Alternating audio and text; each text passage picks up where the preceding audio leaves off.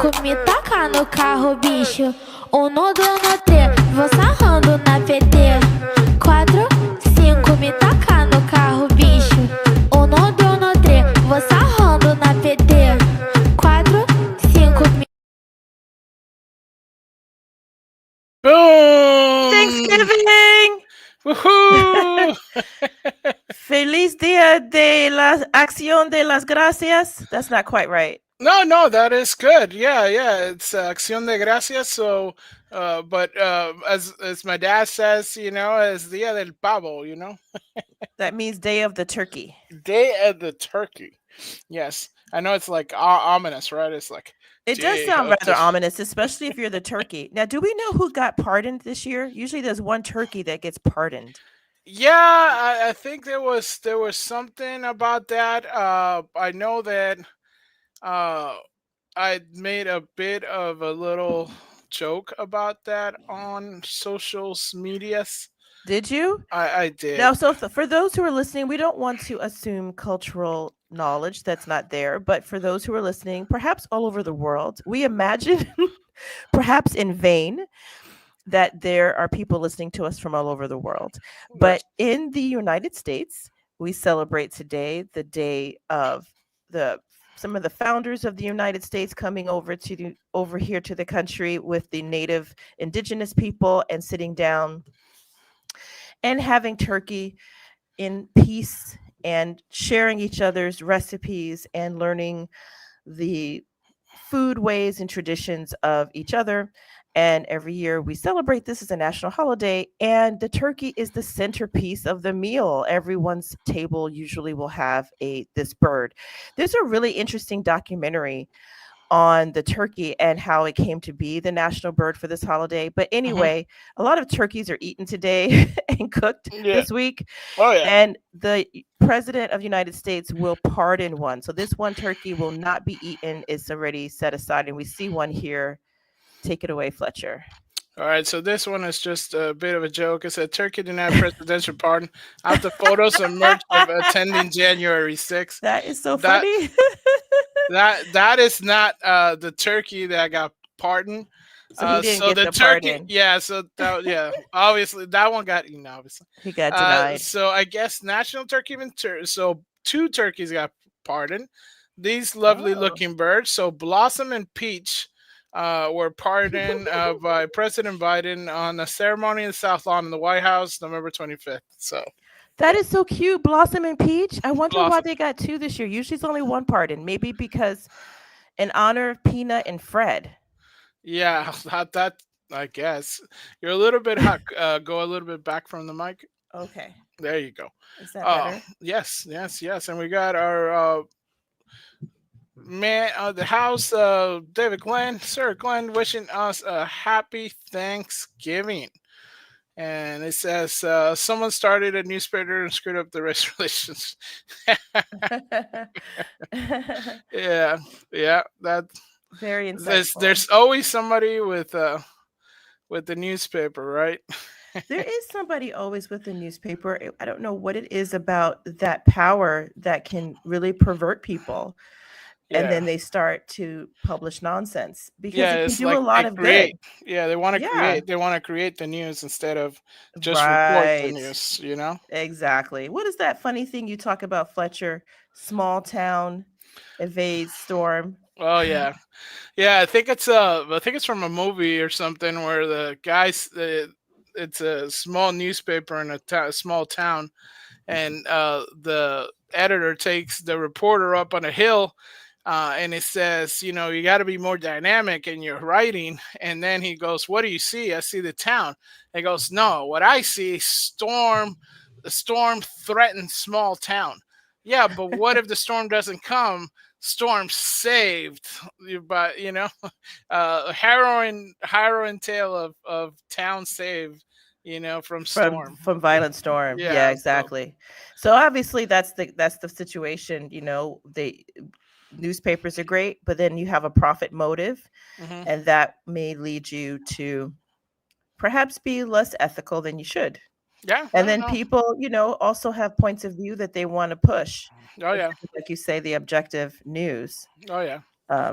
Which is one thing. You know what? I think the issue is it's okay to have an opinion, but be honest about it.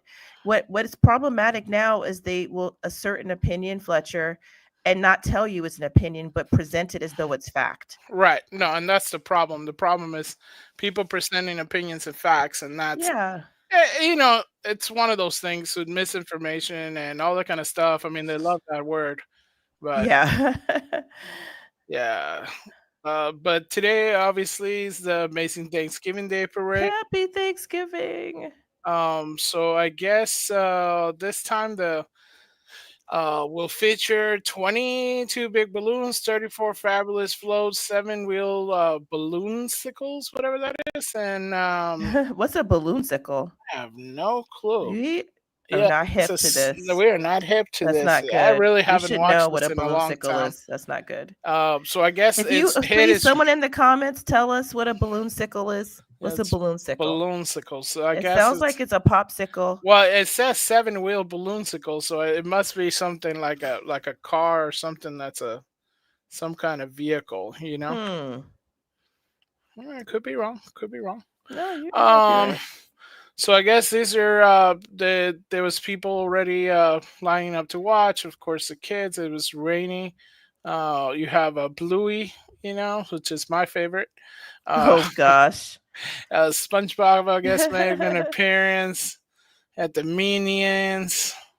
Like a Minnie Mouse. You had Dora the Explorer. SpongeBob. She's an old favorite. She's a good standby. Yeah, Ronald McDonald's made a thing. You had U.S. troops OG. celebrating abroad, getting some roast beef. Nice, nice, nice. So I guess people are liking. So there's some updates as it comes up. But there was a little bit of a ruckus already. And I guess... Well, what would it be if there's a Thanksgiving Day parade in New York City and there's no ruckus? Right, that's the thing. So I guess the Macys Day Parade was disrupted by 30 protesters on Thanksgiving parade route in NIC. So I guess they hopped off of the barricades, blocked Macys parade while chanting, you know what? Multiple arrests. No, chanting, you know what? Well, Free Palestine. Obviously, I guarantee you they probably did from the river to the ocean, back to the lake. That's what we're calling it. Just to avoid the censors. Who knows? Who knows? I mean, let's see. Was there anything on this one?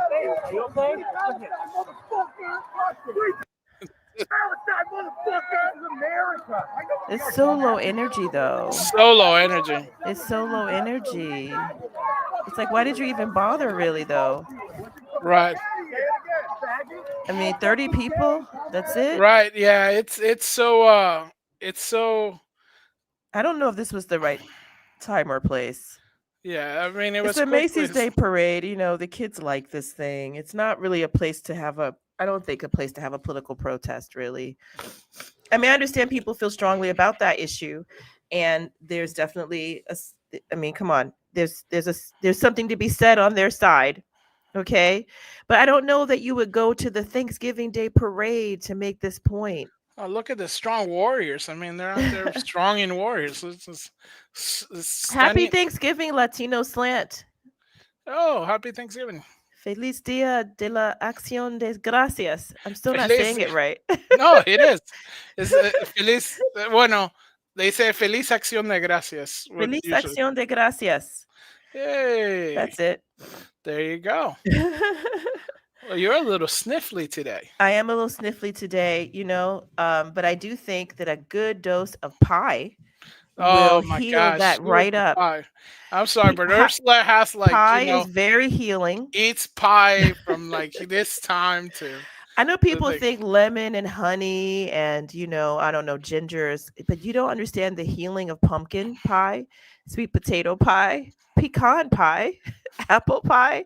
All of those pies are very, very soothing and healing. They do a lot for you. Feliz pavo and turkey also. Turkey actually is healing now. Yeah. Turkey has tryptophan. which does help you Oh, with a stuffy nose, there which you I might go. have to have. I'll have to get some turkey, You got to get obviously. some tryptophan. All the pies. I eat all the All the pies. plus. Yeah, that is Pie. true. Can we just maybe have a show on how pie is a perfect food? All right. I guess we should because pie. It's Pie is a all about the perfect pie. food. Yeah. Pie is a Well, perfect food. it's funny. All the foods have to step aside to pie because pie Right. has it all. It's almost like we have the perfect ratio and the perfect number in pie, I and you mean, have think the about it. perfect pie, right? You can Not do savory, you can do sweet. Think about shepherd's pie. I mean, you can put all the ingredients in one container, sit and eat. I mean, it's great. It's so easy. Oh my gosh, you had this thing Okay, I'll with the stop. pie guy. Remember when that it was in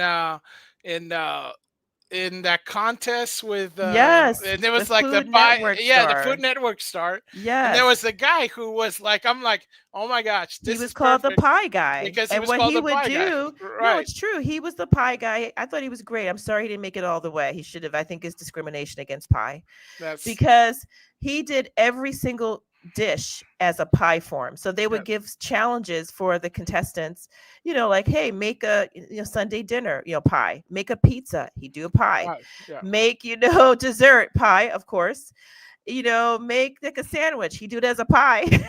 So he eventually was disqualified. But I'm sorry, he was right. You can do everything as a pie. You could do You everything just as a have to pie. accept that. No. Yeah. So yeah, it's this is I didn't know this, so this I guess is 100 years uh ago the first Macy's Thanksgiving Day parade happened. So I guess this was the first Thanksgiving Day parade pictures of it, That's really neat. That's right? And beautiful. I'm sorry, that Mickey Mouse is It horrifying. looks so creepy. It looks so creepy. It What is that? That's looks really nightmare creepy. inducing. If I It's see kind this of a kid nightmarish. in the, It's a little you know, nightmarish, it's a yeah. little nightmarish. But of course, it was still raining in New York. Uh, The and oh Thanksgiving man, the the Thanksgiving floats are Day really parade is a creepy. lot of fun. I mean, it's I don't know, it's had its ups and downs throughout the years, of course. Like you said, today is the 100th anniversary. It's amazing. Oh, by the way, Pie Slant. Thank you, Latino Slant, for that inspiration. Paisley. Pie Slant. I like that. And I think a lot of times the controversies have been everything from who's invited to who is, going to be on the diocese, the dais going through the floats and so forth, who's going to be the speakers, the hosts, to what kinds of floats there will be. People do Mhm. speculate about that or they don't like them, to like you just saw the protesting, to even issues about financing for it and different kinds of things. But it has stayed there in New York for all these years, and I know that I've enjoyed going to it. It's a lot of energy. It's cold usually, but people do brave the cold and go out there to see. This it's very family friendly, generally speaking, too, and a lot of fun. Uh, And it opens up this. You don't sound convinced, Fletcher, but it actually is fun. It is actually looks fun. creepy as heck. At least in this time, Well, it's it like, doesn't look what creepy. is that? It has some unusual floats.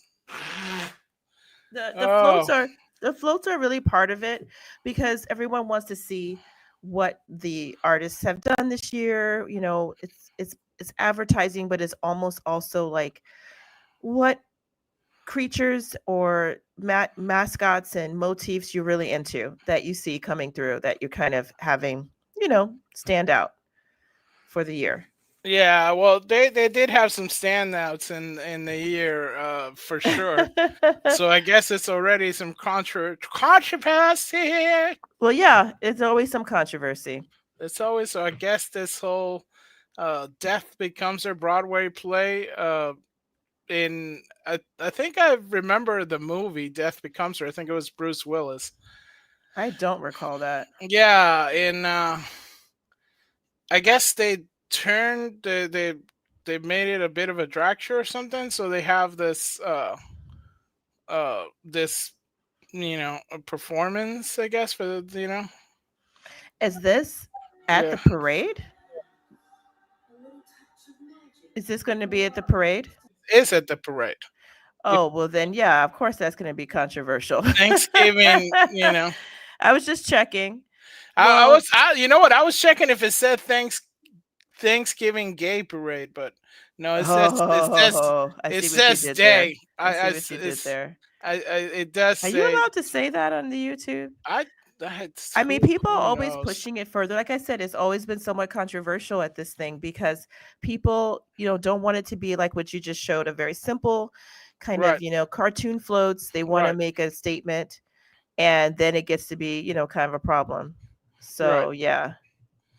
Yeah, it's. Um this, I don't know you what know, this is. it's garish. I mean, I don't know what they did exactly. People obviously have an issue with it. It's New York. It's It's new. very You New know York. what, Fletcher? It's New York. It's garish. Assuming they didn't do anything, Uncouth. extremely provocative. I'm hoping Yeah, not at all provocative, or anything that would really, compromise the morals of the young watching it. I mean, I don't know if they strip. I hope not. And nothing like those horrible, horrible creatures who dress up as nuns. That's right, horrible. That is right. very disgusting. If they don't do, I mean, it's New York. It's a party. I hope they wouldn't have too much of this because I don't think that's what people go to see. No. This is not considered, a good time for most people. It's a very small subset of population that likes drag shows. And God bless them, but I don't think it's not family friendly, really. I think he's wearing a really cute outfit. It's pretty. Keep it Hmm. moving, and then don't dwell on it. It's probably fine as long as they don't do any kind of gyrations or you know anything that would be just keep it moving. I think if you had a kid, you can just keep it moving as long as they don't make a big fuss about it, and it's not like six floats of drag shows. Right, right, right. Yeah, hopefully so.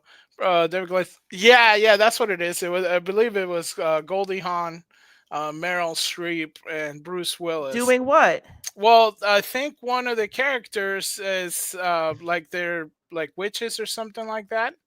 Um, so I, first I'm trying to remember. Supposedly, I guess they were like somehow they're dead, right? And like resuscitated or something. And Oh, so Jesse so becomes yeah. her.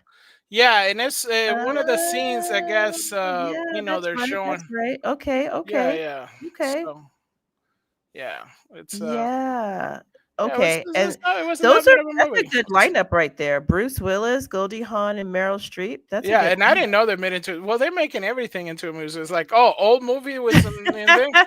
make it into a musical. Let's Nobody make. writes original musicals anymore. What's happening? I have Musicals are such no a clue. wonderful art form. Why can't we get some originality back?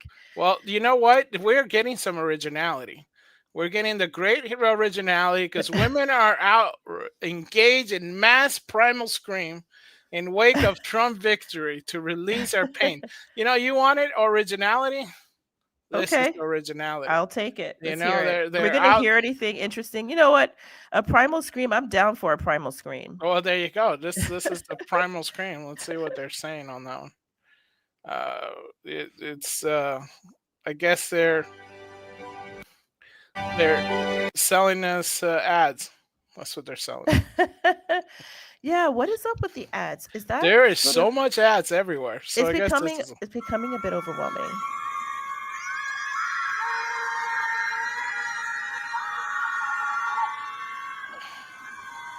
Oh my gosh, that's. That was pretty interesting. Now, the first time I ever heard of a primal scream, which Uh huh. again, we're not going to assume cultural knowledge on the show. It's basically when people feel very overwhelmed, frustrated, angry, aggrieved, affronted, and you basically find a time and you just usually outdoors or from your window, you Right. scream as loud and hard as you can. I think it's supposed to be cathartic. And the first time I ever heard about it was in college. I was visiting a college, Fletcher, and they told us about the primal scream, and literally someone did it on the tour. I can't believe that. Of But course. he put his he put his head out there. He started screaming. It was during finals. So Of these course. women are protesting, right? Right. They're protesting the election Yeah. results of their fellow citizens who picked Yes. someone that they didn't want. Uh-huh. And so they went out to the water here, the water's edge, and they started Yeah. screaming Yeah. at the same time. I guess so, yeah. And I think that's what happened in the college too. They'd pick a time at night. They would all do it together. This is why fish is so expensive, Fletcher. They're scaring the fish. Oh my Right, gosh. can't get no shrimp. Can't get These no people shrimp. out here screaming at the water, It's like scaring the scampi. fish away. I'm not sure what they think that's supposed to do. I also don't understand why they need to have this collective, you know. The collective is always right. The sea is always right. The collective is always right. The collective is always right, and the It's sea is something always very, right. it just makes, honestly, let me tell you, I think it makes women look so unhinged. I understand that, you probably deleted your baby. You feel bad because if Trump is elected as he was, it makes it seem as though deleting one's babies is not, considered the most important issue, because that's what the other candidate was pushing. And so now you feel bad because like maybe your moral choice was not fully endorsed by everyone in the country. And maybe you can't freely do it again or advise others to do it. So you go scream at the water. I mean, it just makes women just look so like losers. I'm sorry. I don't think that's what I would want to do.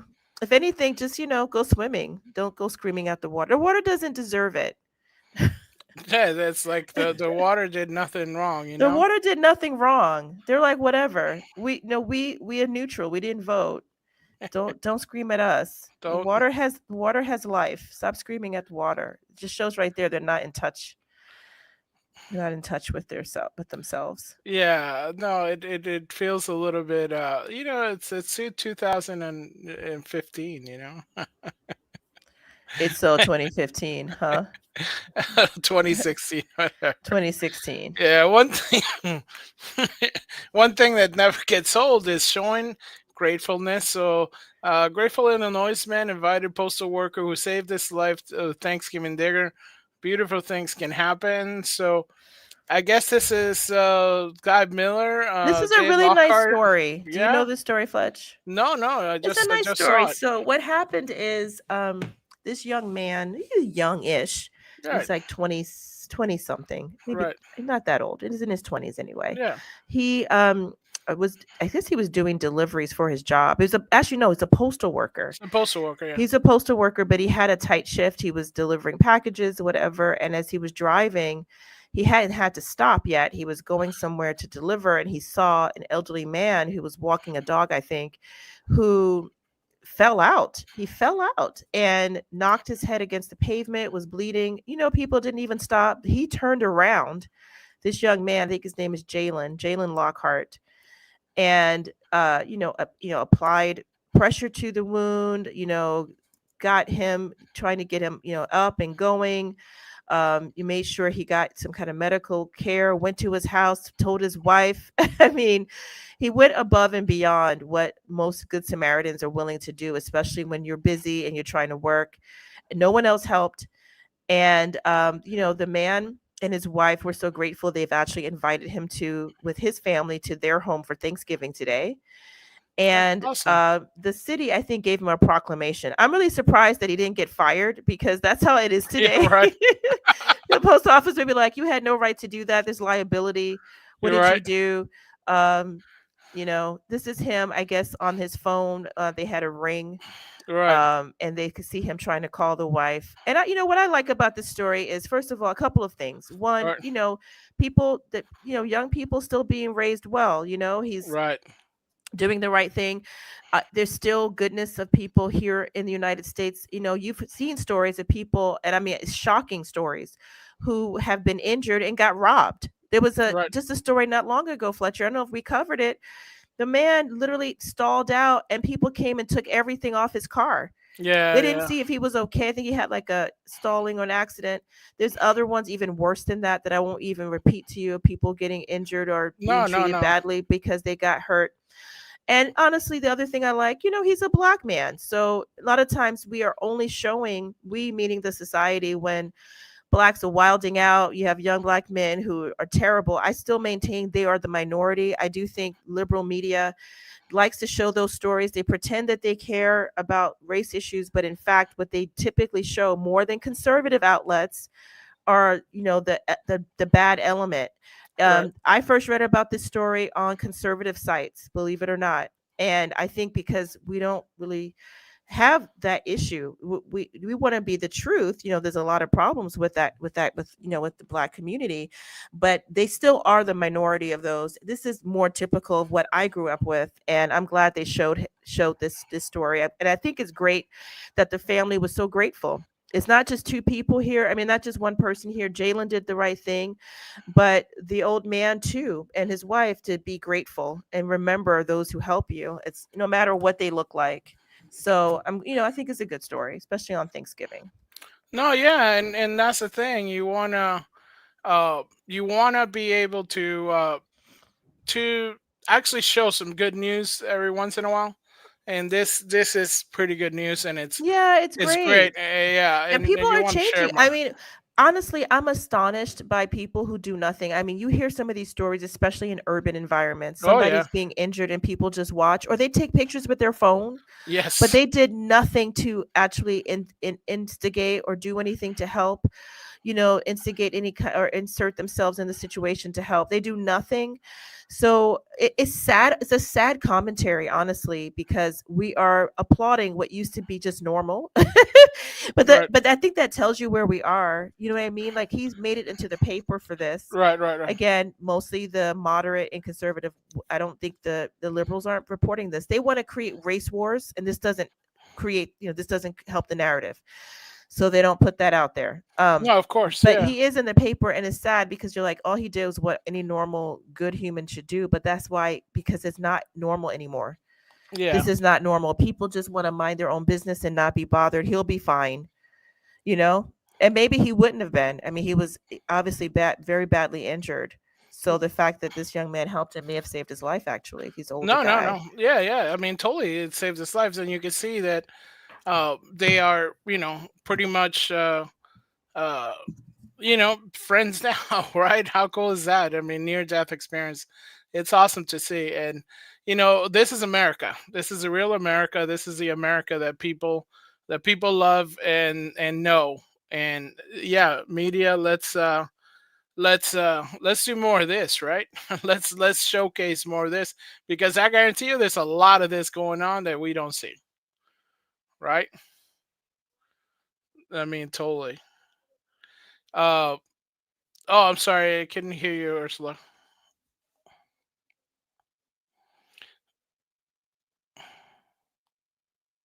Uh Can you hear me now? yeah, I can hear you Okay, now. we're back. Okay. All I right. was I was saying, maybe we'll do a show about this. We keep threatening other shows we're going to do. That's the But we could do a show about good Samaritans, but also I think a separate kind of show that would be useful. I really do think that the mainstream media is trying to create very negative perceptions of black men in particular, and yes. I think you wouldn't believe that, and I think conservatives would be surprised to hear that, but I do believe they are doing that because it benefits them. Although they would claim racism if they see conservatives doing it, they do it because they want to create division between us. They do. I agree. And honestly, there's a lot of stories just like this. There are, and but I almost always see them either in foreign newspapers Mm, or on conservative sites. There was these two little black kids. They were like 12 or 13, and they saw some white guy, I think, crash out. I think he almost fell into the water with his car. I think it was down in Louisiana, and they raced off their bikes, pulled him out, jumped in the water in the dark, got him out. You don't read that story. mm, But the liberal media will tell you every single time you see one of those kids carjack. yeah. But those kids are the minority. They are. I'm not saying they don't cause a lot of harm, and there aren't a lot of them. There are. There's higher levels of proportionality of criminal action happening from them. I'm not going to lie about that. Hmm. But there's also, they are the minority. They really are. Oh, here it is. You got it. You know this story. Yeah, so a driver is alive because these two black 13-year-old boys, and I guess he was stuck in a canal. So I mean, there are these stories that You're not going to see them on. Did you see this on NBC? You see this on CNN? But they will tell you if those 13-year-old boys robbed somebody. yeah, right away. Right away.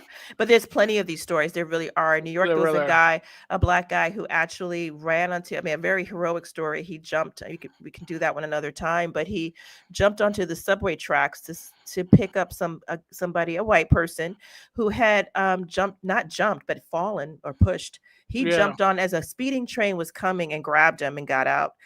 I mean, this happens all the time. The fact is, we're not a racist country either way, but they want to give that narrative. They want to give Right. that narrative. No, it's crazy. There are some, there's always exceptions, but that's not the norm. Right, and What is happening with this story, Fletcher? well, I think that's part of the whole. They say like we're racist, because they're all like, you are gonna do tariffs on Mexico, and and people are already like, yeah, you're gonna mess up with my guacamole. You know what I mean? You're like, it's like, with your guacamole. You're like, what the heck kind of thing is that? You have like all these people, like, it's like, hello, Trump voters don't mind paying more for guacamole. It's like, listen, what you kind of obviously don't understand, nonsense is Fletcher. this? This is not nonsense. What you don't understand, obviously not being a Zoomer or a millennial. Have you heard of avocado toast? This is what people live on. You got to have avocados for that. Do you know we have like several states in the United States that produce avocados? Okay. So got me. what You got me. That's crazy. You can have your avocado toast. You can have your guacamole. You can have your guacamole. So I guess there was a thing with this, because Trump did say that he was gonna impose some tariffs and on Mexico, and then what happened is that President Sheinbaum, he got she got a little bit of heated on it, and there was some few talks. She did a video about it and was all upset because, hey, we're not going to pay for none of these things. Like, she felt like it was like an attack on Mexico in a sense, right? Right. As opposed to us looking out for ourselves, America first. As opposed to us making sure. You're breaking up a little bit. Is your cord okay? Oh, I'll check. Okay. Yeah. But before we do that, avocado toast, by the way, Sir Glenn says don't get him started. We do want to get him started. We'll have to come back. Maybe we'll do something just on avocado toast. Please, let's not do something on avocado toast. Okay. Yeah, I guess there was a bit of a give and take on this story, because she so there was a few talks going on, and now it seems like it's chill to give it stuff. So I guess there was a recent call between her and Trump, which is amazing. He's doing all these deals. He's not even. It's almost like we haven't had a president, and all of a sudden we have one, and now things are getting done, right? I mean, I'm sorry, things are getting done. Things that supposedly couldn't be fixed, and now he's doing already the deals. He's not even in office. He's like, I don't even care. I can see him saying, I don't care if I'm not in office. Things got to get done. Biden's not doing anything. I'm going to have to do it myself. All right, let's call Claudia, see what she's saying over there, So I guess there was a bit of a stint during the conversation. Both leaders agreed to implement drastic measures to halt immigration through Mexican territory.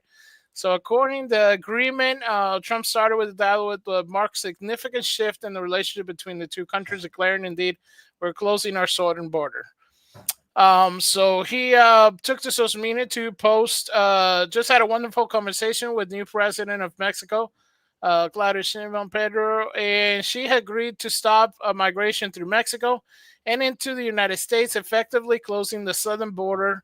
We also talked about what can be done to stop the massive drug flow into the United States, and also consumption of these drugs. Is very productive conversation. I mean, this is kind of huge. Yeah, it actually is kind of huge because it shows you a skill that President-elect Trump has that I don't think the other candidate had, which is he knows how to talk to people. I mean, he really does.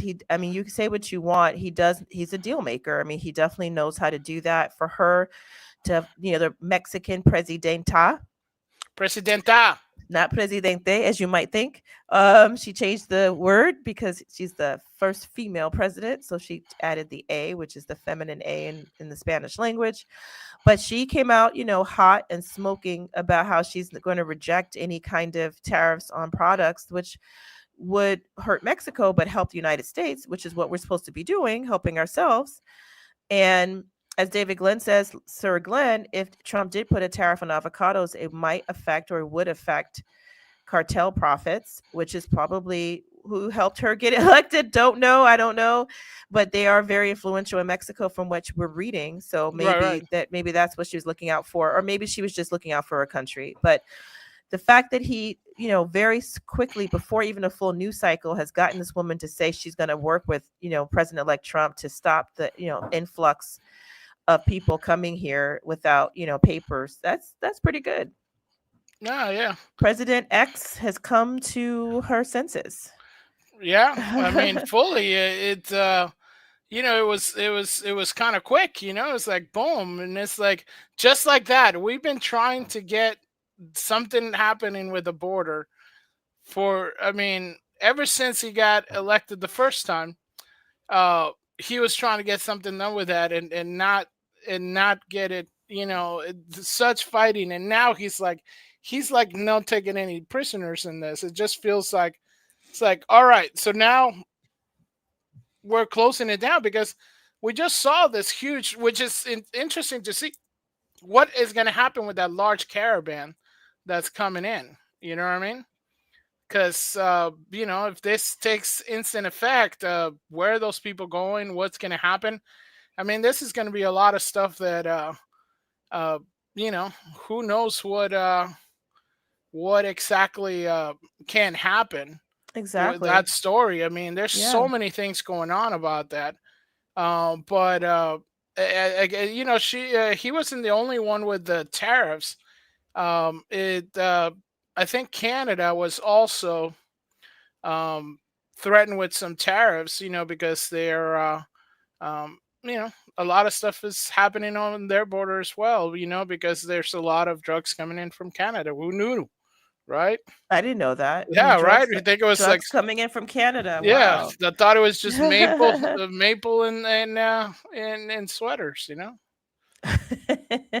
Ramon, I had a good call with Donald Trump last night again. We obviously. That's another. He's already like. It's like we didn't have a talk with the sitting president.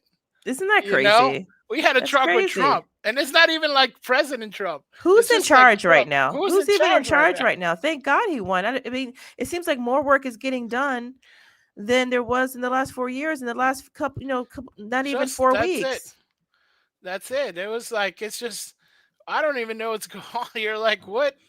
I got a truck with Trump. She's like, obviously talked about laying out the facts, talking about how the intense and effective connections between our two countries flow back and forth. We talked about some of the challenges that we can work on together. It was a good call. This is oh my gosh! Right? It's like I'm seeing respect in his eyes. What is going on? Like, oh, what can I say? Because if I say the wrong thing, clearly, I'm gonna get in trouble. But it's just crazy. I mean, the level of just like, okay, now there's stuff happening. It's like everything now is like, boom, boom. It's like, okay, it's like it's just like everything's coming in, and Trump's getting the message, and he's just going around. Boom, roasted. That's all he's doing. He's just going as like, person's coming in, this person's coming in. It's like, yeah, they have maple syrup and Cosby sweater. That's right. Okay, And Sir boom. Glenn has pointed out literally the reason that Canadians don't like us because that's literally all we think they do. I'm sorry, I didn't grow up with a lot of respect for Canada. I kind of had this. I mean, I've had Canadians look at me. Shame. No, because they look at me and I'm like, "Are you guys even a separate country? I thought you kind of were like an annex of like United States." And they're like, "We're our own country." Yeah, but what are you known for? Yeah, maple syrup and Cosby sweaters. That's kind of maple syrup and Cosby that's kind sweater. of there's good skiing. I mean, I don't know. That's Thank you I'm guys. always shocked when we find out that they're a country and they have like their own like sovereignty or something or do their own thing. That's amazing. It's there's 120 miles from Canada. It's too close. It's too close. No, it's all right. No, it's good. No. I mean, you know what? Listen, the old school Canadians are really awesome. Oh yeah. Some of the new stuff is like completely absurd, but when you think about some of the good stuff they've done, they're a good country. No, it's one of those things where we just don't care for Trudeau much, and guess what? The majority of Canadians don't care for him either. I think that's what I'm hearing. That's why I think a lot of stuff is coming up that you're like, you know, and but there's also like, you know, a lot of folks who you know, it's not just Trudeau. It's a lot of these folks that also, you know, coming from Hollywood and stuff like that, and they just spout off all kind of ridiculous thing. Right. So this is actress Sharon Stone, and I guess she was, you know, all the woes of being a poor millionaire, you know, and how us peasants needs to do better. So, you know, Italy has seen fascism. Italy has seen these things. You guys, you understand what happens. You have seen this before. My country is in its adolescence. Adolescence is very arrogant. Adolescence thinks it knows everything. Adolescence is naive and ignorant and arrogant. And we are in our ignorant, arrogant adolescence.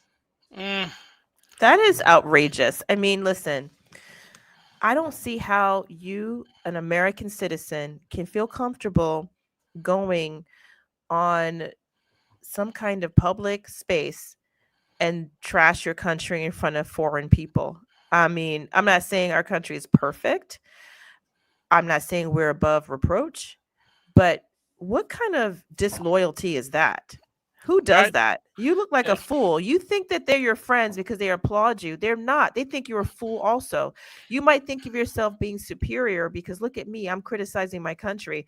But most people around the world actually support their countries, even when they're not as great as the United States. I think that's horrible what she's doing. Yeah, imagine that. Actually liking your country. I mean, you know what? We talk about this from the point of view of God's perspective. I was astonished, Fletcher, to learn from a priest that love of country is a virtue. I didn't know that. Oh, yeah. I know they said Aristotle or somebody said that first, but, you know, like love of neighbor, love of God, love of your family, love of your friends, you know, agape, philia, you know, all that. Patria, where we get the word patriotism, is similar. It means love of country. It's actually a good thing. It's actually the same way you should love your children. It's like you can't choose your family. You should try to make them better, but you have to love them. That's the same with your country. It's something evil to hate your country. You're supposed to love your country. Even if it's imperfect, you're supposed to, because it's what God gave you. It's where he saw fit to put you. Right. You got to be somewhere. And so I feel this is just horrible. I think it's such a bad look. She looks like she's aging horribly. And I think it's because of her attitude more than her cosmetics. It's not about, you know, facelifts, or it's about what's inside of you. It comes out. You know, it just looks so, I love it. Yeah, a Hollywood has been. I'm sorry, Latino Slant got it right. He's right. And she's acting like one. You know how you become a not has been? By being relevant. Saying something like that is not. That's not cool. Why don't you stick to the arts? If you talked about America's adolescence in film, which we're not, we're leaders in film, but maybe if you said, you know, America as an adolescent in terms of, say, the traditional arts, right? You could go to Italy and see paintings from literally 1,000 years ago. I mean, you go to France. When I went to France, I was astonished to see sculptures and things. They have churches that have been around since, like, honestly, there was one from, like, I think like 700 AD. It was something crazy like that. 1000 AD. I mean, you're talking a long time ago, right? Okay, they are our elder brothers with that, because you could say we're in our adolescence artistically, but to say something like in general, like we're just a bunch of spoiled teenagers in terms of our politics. Are you serious? The United States Constitution is preeminent in the world. Most countries are trying to do what we're doing. How dare you sit up there and talk about us as though we're some kind of country bumpkins? She said something also, Fletcher, like, we don't have passports. Okay, don't get me. I'm getting wound up here, Fletcher. Hold up. Wait a minute. Getting wound up. Don't get me started on this Sharon Stone chick. Country. So Americans who don't travel, who 80% don't have a passport, want to kick who her are butt, uneducated, are in their extraordinary naivete. What I can say is that the only way that this dude's like, okay, we got to pull this chick off. You can see he's starting to be worried. He's like, and he's like French or something, right? I don't know. I think they're in Italy or something, but the guy's going to France. Mire, questa cosa, esta donna. Okay, can I just say, okay, there's a lot to unpack here. I need to stop talking. Fletcher, you go talk. I have a lot to say, but I feel like... No, it's more of along the lines of uneducated Americans. I mean, you would think we have, you know, the premier institutions, college institutions in the world, you know, in all over the world. When everybody thinks of learning, they think of places like Harvard, like Yale, and they're in the United States. And I don't see where, I mean, she gets it, because her whole industry is based on the United States. Yes, there are awesome industries all over the world. They have film, and, you know, some people might say that the United States it's a little slowing down a little bit on the cusp of cinema, but not really. I mean, right now, everything that's a blockbuster, everything that's, you know, put out there that changes the world so far is always coming from the United States. You know, movie industry, TV industry. I mean, yeah, there's been some changes, but I mean, it's pretty much up there. So, and I mean, the snobbery of someone who, from my understanding, comes from like Northwest Pennsylvania. Okay, she's not from, like, you know what I mean? She's not from Chartres. You know, she's not from, like, you know, Hamptons. She's not from Athens. I mean, you know what? You got to be famous for, you know, basically. I mean, no offense. I know what you're doing. Okay, I won't say it. I think I'll try to remain Catholic. I'll try to remain Catholic about it. But I'm trying to help you. Trying to help you. Okay. Trying to stay away from confession here. I'm trying. Okay. All right. Someone who got famous for doing a provocative scene. Okay, I didn't go there. And that's what made people know you. And so you made your money, and now you can travel and go and sell Americans. But guess what? If it wasn't for America's movie industry, nobody would know your name, and you would still be, you know, slinging burgers somewhere if you got that job. Because you know what? That's how you got so-called educated and so-called got your passport.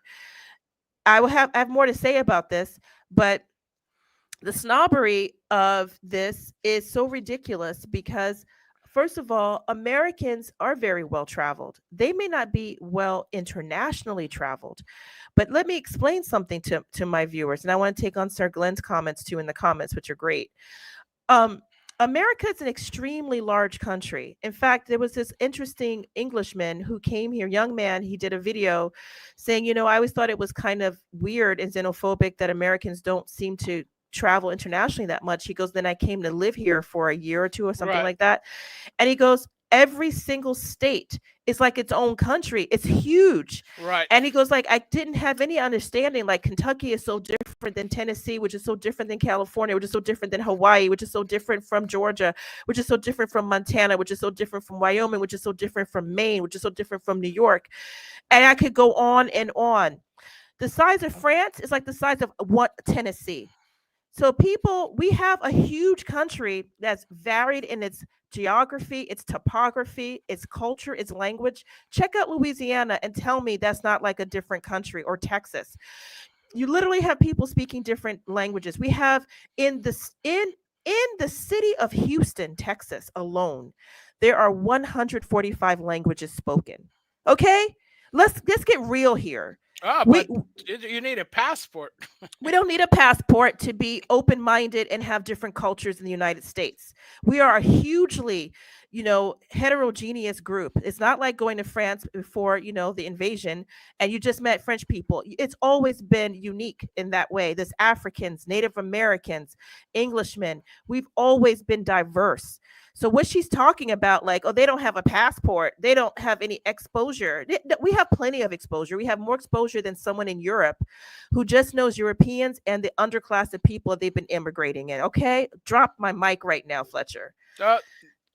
So her snobbery is so misplaced. And as Sir Glenn says, these people, he said, I've worked with restaurant servers that would come back from Belize, which is just in South America, with an attitude like the ancient one just made them sorcerer supreme.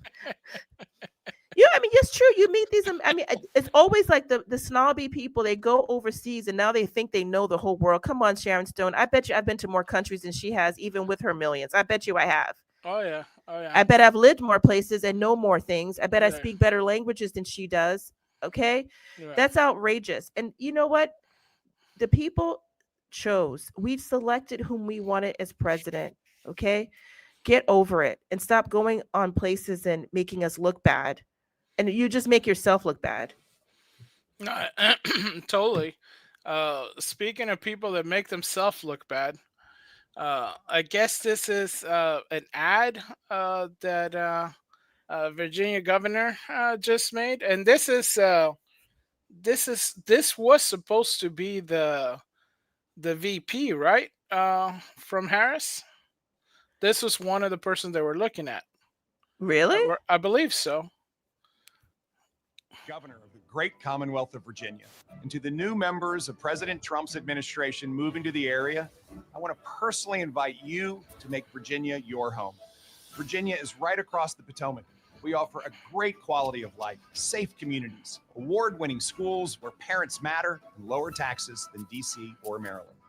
It's why so many people choose Virginia as the best place to live, work, and raise a family. It's like, come to Virginia and find all the cool things. It's like, hey, get out from the thing and come to Virginia.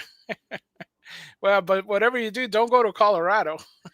I want to say hello to Lady Jen, and I love that she's giving us new monikers. Happy Thanksgiving, King Fletcher. Love it. Queen Ursula. Love it. And Sir Glenn. I love it. With our Lady Jen. Thank you so much. Happy Thanksgiving. Happy That's so Thanksgiving, lovely. We must save that. You have to save a picture of that. Okay. Let's screenshot. I really like that. Nice. That's really, really thoughtful. Oh, it's very nice. Fabulous. I love it. It's fabulous. That's right. America. We have our own monikers. That's right. We don't need no. This is we all. got kings at home. It's America. We got kings at home. We don't need those on the throne. We got our own kings and queens. We got our own kings and queens. By the way, I love it that way. We appoint ourselves. We don't have this divine right of kings. We don't do it their way. No. What's up with Sharon? Sharon, let's take her passport. Stay over there, then. Yeah, stay over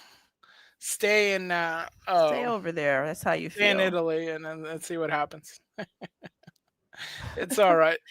So I guess the mayor of Denver He's willing to go to jail, Ursula. Are you To serious? protect illegal aliens in the city. Imagine if he would care this much about actually citizens, because there's a huge homeless crisis in Colorado, including a big drug crisis. And I guess he's all for it though. Protest it, and I would expect other residents would do the same.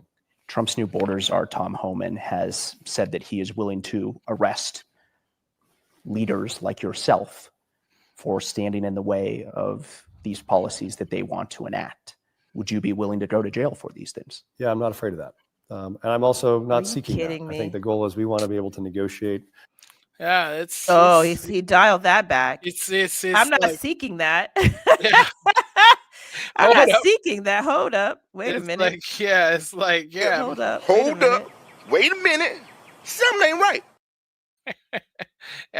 I'm not seeing. Hold up. You Hold know, up. Hold I'm up. not I'm saying seeking I'm that, not seeking it.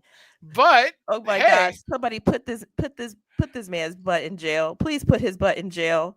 it'd be I mean, nice. seriously, you have an oath when you become a public official. My understanding, you tell me if I'm wrong, Fletcher, you take an oath to uphold the laws of your state and of the country. You take And an the oath. They Constitution. usually put your hand up. Yes, Yeah. they say they take an oath on the Bible, on the Constitution, saying, I will uphold the law.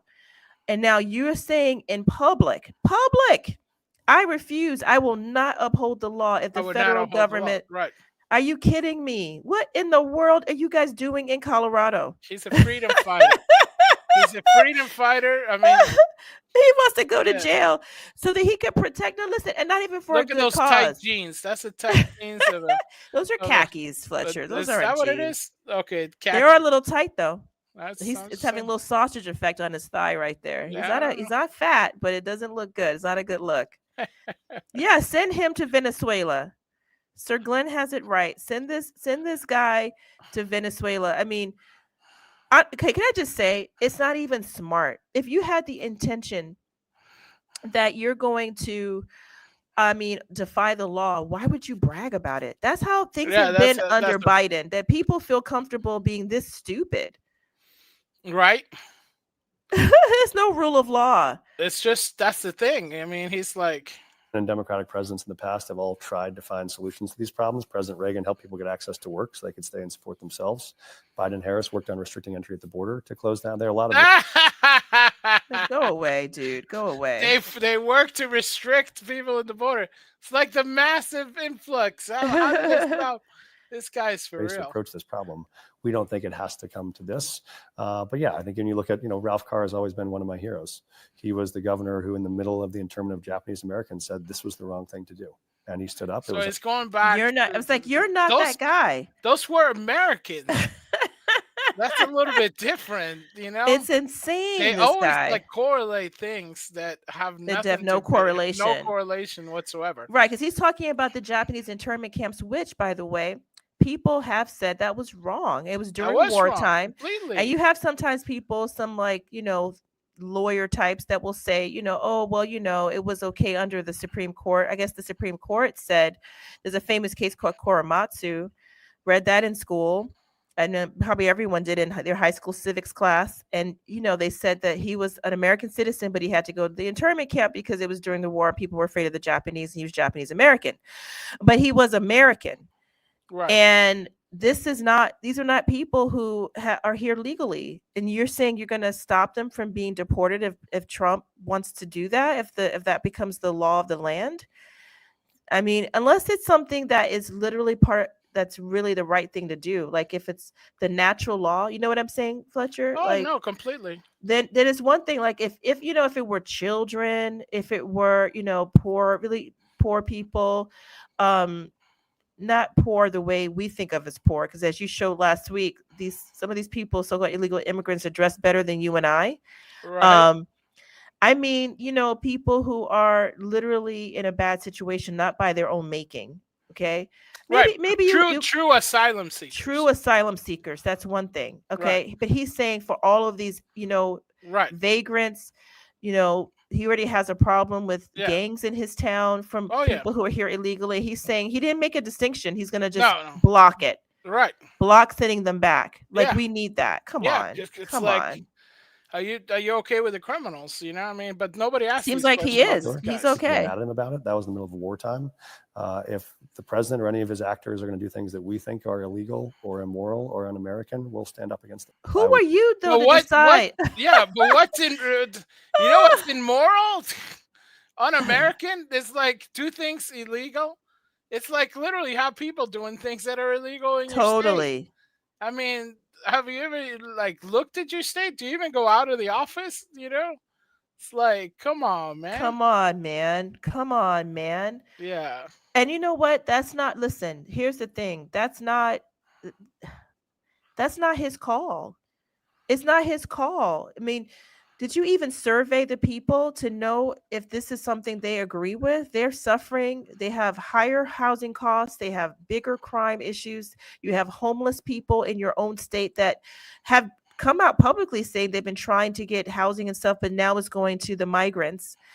You have so many problems, and you're saying that somehow you're the moral high ground because you want to come on, because you want to avoid, the Republican president trying to do something about it by, deporting it, which I'm not even sure that's going to work, Fletcher. I don't even know if that's going to work. Who knows what's gonna. But he's saying at the outset he's going to block it. Please, Right. Y'all got to get this guy out of office. Yeah, it seems a little bit insane. And I love what Lady Jen said. It's like these governors, like Youngkin, really want to start a civil war when they're advocating against Americans in their own state, let alone all Americans born or naturalized. That's 100% true, because that's what's going to happen. And you see it in both small and big ways. Americans getting fed up with it. And that's going to get to the point where it will become much more violent, honestly, because we elected you to take care of things, and you're going against the interests of the people and then claiming some kind of moral high ground as though you have a moral high ground. You're not considering the common good. You're probably considering your next election, and you think you can get them to vote for you. It's just crazy. I mean, you have all these people. I mean, you think that isn't it a voting thing that why they want flooded? One of the things that people said, because a lot of the, when they come in, they're told how to vote. They're giving houses, and if you're given a house, you're given food and you're given all the stuff, and then they come and get you on a bus, and then they tell you, hey, do this exactly like that, or even worse, they already have the stuff filled out for you, and you just got to go and vote accordingly, or else. Then yeah, I mean, imagine that. That's literally you're importing that kind of vote. So, and although we're told that people who are not citizens cannot vote in our elections, we saw differently this last time, didn't we, Fletcher? Oh yeah, I mean, they're still counting votes in California. It's like 20 something days after the election, and they're still counting some votes. But I also saw some articles that said that there were some people on the rolls whose citizenship could not be verified. Completely. Yeah, it's completely. And you and I reported on the Chinese national who voted in an election and only got caught because he went back to either try to change something or do something, and then he got caught. But you have to think, if you see one, there's more. No, completely, because those are the only reason they saw him is because he that he basically told on himself. What I mean? That's right. Yeah. So you have that, but not all Colorado obviously is crazy, because I guess they're doing a 2-story Trump statue in Butler, and so obviously they're not all in the sense.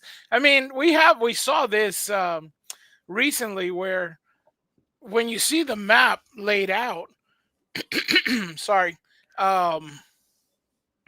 it's full of red, right? Even California, even like parts of New York, and now with Scott Bressler going to New Jersey, it's like a lot of these places that people thought, oh, it's deep blue, it's it's got some red in it, and it's not all Colorado, guys. I mean, look at that.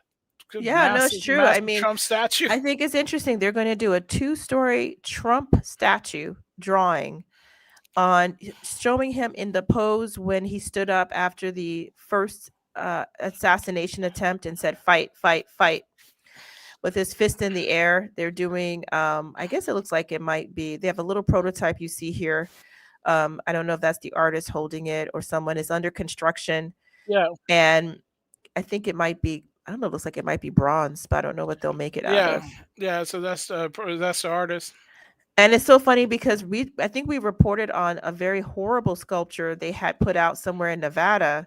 Oh yeah, not the same group, obviously, in which it showed like Trump naked, just trying to make fun of him before the election, obviously trying to get people to see him in a poor light. And this one is going to be more of a stately, noble light, which I think that's fair. He's going to be president. No, someone will be triggered. It's it's one of those they things. Need to have it guarded. you have it, a huge statue. And and it's it's gonna be, hey, it's gonna be, can we say it's gonna be huge, it's gonna be the best statue, the greatest statue out there. Yeah. It will be huge. It will be huge. 2 stories? You got to be kidding me. That's pretty. Yeah, that's pretty good. Yeah. But I think some people are saying that I guess Miss Harris came out and gave like a speech. And, oh my gosh, Fletcher, are people ready for this? I know they've been seeing it, but hold on. So yeah, this is just a part of it. I'll see if I can get the main one, but this is just part of it. Let's see. I just have to remind you, don't you ever let anybody take your power from you. You have the same power that you did before November 5th. And you have the same purpose that you did. And you have the same ability to engage and inspire. So don't ever let anybody or any circumstance take your power from you. I just have to remind you, don't you ever let anybody take your power from you. You have the same power. Oh my gosh. I can't get through it. I can't get through it. Okay, so there's a new phrase, or a new word that I've learned, and it's called the dronty, the drunk auntie, the drunk auntie. She's channeling drunk auntie right here. I'm not saying she's drunk, but she's channeling drunk auntie.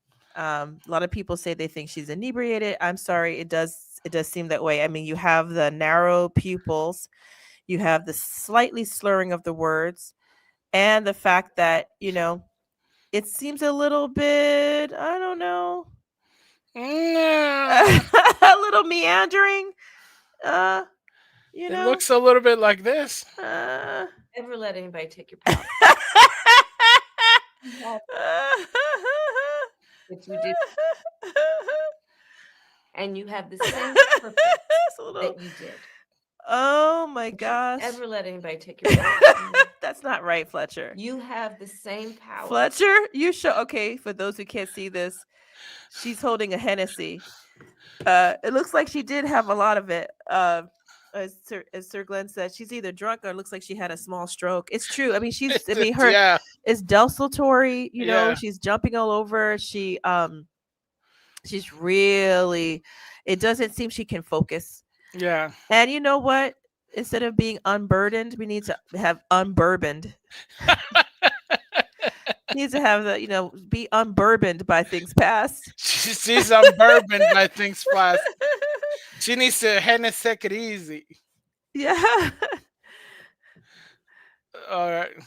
Lady Jen says, I used to jokingly say how weird it would be for a sitting Veep, vice president to have to go to the Betty Ford Center, which was created by a former first lady. obviously Betty Ford, and it's like giving the Twilight Zone America. And I mean, yeah, it's right. And by the way, What? shout out to the Betty Ford Center. They do help a lot of people. They do. Yeah. And you know what? We're not going to, no shade. If, please get the help you need. In fact, that's what I thought watching it. I mean, after I started laughing, which I know is not right. I don't want to laugh at her. I don't think it's nice. By the way, somebody really doesn't like her to let this video be released. You had to have known this was a disaster. You had to have known. When you're filming it, you had to say, no way, I'm not releasing it. I'm destroying it. I'm not going to let her put herself out like that. This is forever. Right? I mean, come on, the internet now, you can't get rid of all the copies people will have of this. You can't you could literally like laugh at this thing. I was laughing. I have to say I'm not that great a person. I did laugh, but because it's really funny, you guys. It's really funny. It's really, really sad. But at the same time, why did someone put this out? She didn't have to. She didn't really have to address anyone. The election's almost a month ago. Why are you talking about it? You know what I mean? Don't worry about it now. I mean, you didn't do a full-on speech then. Why do it now? It's just. I know that I saw, someone was like, I saw a couple of funny comments. Like someone said, I'm an alcoholic, so I know what I'm looking at. I know what I'm looking at. And someone else said, I'm a bartender. For sure, she's had too many. Someone else had said, as an officer, he's a police officer, I absolutely would give her a field sobriety test after this. But you know what?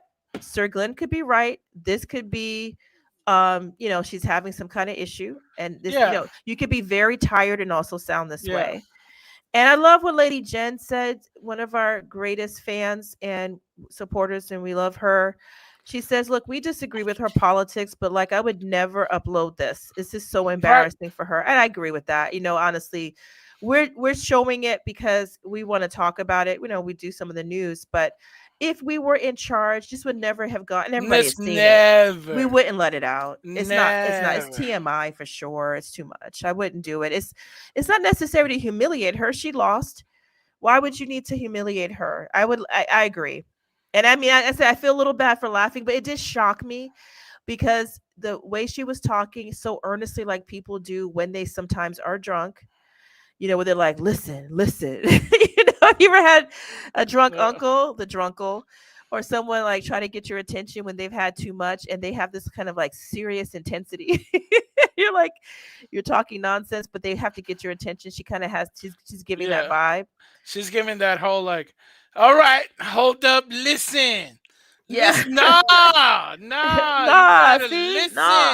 listen. See, don't give up your power, man. That's what I'm trying to say. Don't give up your power. Don't give up your power. That's what gotta do. But you know what? This is a sign to all of people, to all of us here. Sometimes we go too far in our ambitions. I honestly felt like when I saw her at the Democrat convention, right? I felt so bad for her, Fletcher. I don't even know if I've even told you this. I remember feeling so bad for her. I would tell everybody this who was listening. I remember that day. It was it was nice. It was the convention, everybody was talking, it's always very exciting when the parties have it. And she came out to accept the nomination, which, again, was not done perfectly right because she was basically just handed it to her. She didn't win a primary, but I remember feeling sad for her because even in that moment, it was months before things got worse, before she really kind of got pummeled by this election. I thought, is this really what you want? I mean, you spent your whole life trying to get to this greatness. You got almost to the top that you can get in the United States. We don't have kings and queens except for King Fletcher and Queen Ursula and Lady Jen and Sir Glenn, co-hosts. But President of the United States. But I thought, is this really what you want? Is this really what you want? Is this what you came into this world to do? I mean, she just climbed the social ladder. Now, someone like Obama, that's what he wants. Okay. He wanted to be king of the world. He got it. You can see that was something he wanted. But I always felt with her, she kind of went along with it. Like she had this ambition, but I don't know if it was really who she was. And you could see that people around her are vicious. Like Lady Jen says, whoever uploaded this originally should be ashamed of themselves. I agree. And this is kind of like a cry for help. Yeah. It is kind of does like a feel cry like for that, help, right? because if you already have issues, like say if she does have alcoholism, which is not the first time I've heard this. I'm not saying it's true. We're not defaming her. I don't know if it's true. She's a public figure. This is what people have said. She definitely has acted somewhat strange in public before, not the first time, in which you thought maybe she was impaired in some way by substance. I don't know. It could just be, again, she could have some physical issue. But either way, whether it's a physical issue or an addiction issue, why would you be reaching for something this big? Being president is not an easy thing. It's not like you can just ever have a day off. Well, I guess Biden showed us you can. You can have days Have a off. whole time. You can have days off, but ideally you're never off. It's a tough job, and it's for a woman, of a certain age. Why do you want it? Now, with Hillary Clinton, she wanted it from the time she was a Oh, little yeah. girl. She probably always wanted to be president, but I don't know if this is really. You know what? I pray for Kamala. Those who are listening who really believe in God, pray for her, because I'm sad that she's unhappy. I'm sad that, I think I really appreciate what, our listeners are saying. They feel like it's a cry for help. I think, she's a human being. I have respect for her. I have compassion for her. I don't agree with her politics. I don't like some of the things she did. I was very disappointed with her saying that someone who loves Jesus doesn't belong at her rally. I'm not cool with that. But, that's her opinion. But I definitely feel bad for her as a human being, because this is not good. No, completely. It doesn't look good, and it's just a little bit sad, and But it was funny. I'm not it going to was lie. Drunk yeah. auntie is funny. Drunk auntie was All the right. music. Hola to- Bosco cousin. Yay! Happy What's up? Thanksgiving. Happy Thanksgiving, Thanksgiving, bro, de to you Bosco and your wife Scenario. and the kids. Yeah. Happy Yeah, Thanksgiving. thank you so much. Thank you Yeah. for spending time with us. Yeah. That's funny. So should I get you a crown? That's how it is. I gotta get Oh you. yeah, absolutely. I'm already about to order it. Like literally right now, I'm looking it up online. Keep talking. I'm already getting my crown. Yeah. No, definitely. I mean, we're gonna include her in ours. That's I for love sure. what Sir Glenn says. If my grandmother was still alive, by the way, may she rest in peace. Macy recipe. She would include Kamala in her 10-minute long table prayer. Oh my gosh. Can you just imagine? That's so true. First of all, those Oh, yeah. from families, shout out to those who have families where you have usually a female member of the family giving a 10-minute long table prayer where you're all hungry, waiting to eat the food that smells so good in front of you. For me, it's my Aunt Lee. My mother was like, don't let Aunt Lee say the grace. She's going to go forever. She's going to go 10 minutes. And yes, she will include Kamala in her prayer. She will include it. She's going to include It's going to be like, Lord. Lord, dear Lord. And she says it slow too. Dear Lord, we're so and you're grateful. like, the rolls are getting cold. How long is this prayer going to go? The biscuits are. They have a captive deflated. audience. Yeah, no. And my family, we've actually have, hold hands around the table, or sometimes often stand around the table. Right. I just remember being a little kid being like, oh my gosh. Oh, yeah. And it's true. Like Lady Jen says, Sir Glenn, what grandmother wouldn't? Yeah, it's like it's true. They have a captive audience. They got you. Like, they got a captive audience. You can't go nowhere. The food's right there. You can smell the you turkey. Can smell it. Yeah, you want ready. some of the, some of those macaroni and cheese on our table. We have the macaroni and cheese, the collard greens, not made in a tub, Kamala. Not made in the tub. Not made in the tub. In the sink, cleaned in the sink. That was cleaned with bleach first. That's how my mother would do it. And she cleaned the greens, and you're like, oh my gosh, how long is this prayer gonna go? It goes on. It goes on. Lady Jen, Ursula, did you see the pics of the Wednesday Addams Macy's Thanksgiving Day float? Just wow, I don't think I did. Fletcher, did you see that? She sent it to me. I gotta pull it up. I don't have my Instagram connected to my computer yet, because it's a pain in the butt. Because Instagram it's annoying. But I did have it. I have to see if I can send it to myself, and it's kind of creepy. Oh really? Creepy in a good way or creepy in a bad way? No, creepy in a bad way. Is it creepy in the way that honestly the two actresses of Wicked were doing that interview? Oh, is it creepy? Or is it creepy? Or is it creepy is- in the way that the television show did Wednesday, and that was pretty cool. She was always fun. I always liked her. yeah, no, it's not like that. So, oh, okay. So I have it. So hold on one second. I'm going to share this tab instead. And okay, I found it. Okay. So this is what you know she's talking about. So this is Oh the Wednesday Adam wow. float, Wow. Okay. I wasn't ready for that. I wasn't expecting that. right? Oh. Yeah, Ooh. yeah, Okay. yeah, All right. yeah. Because Huh. Interesting.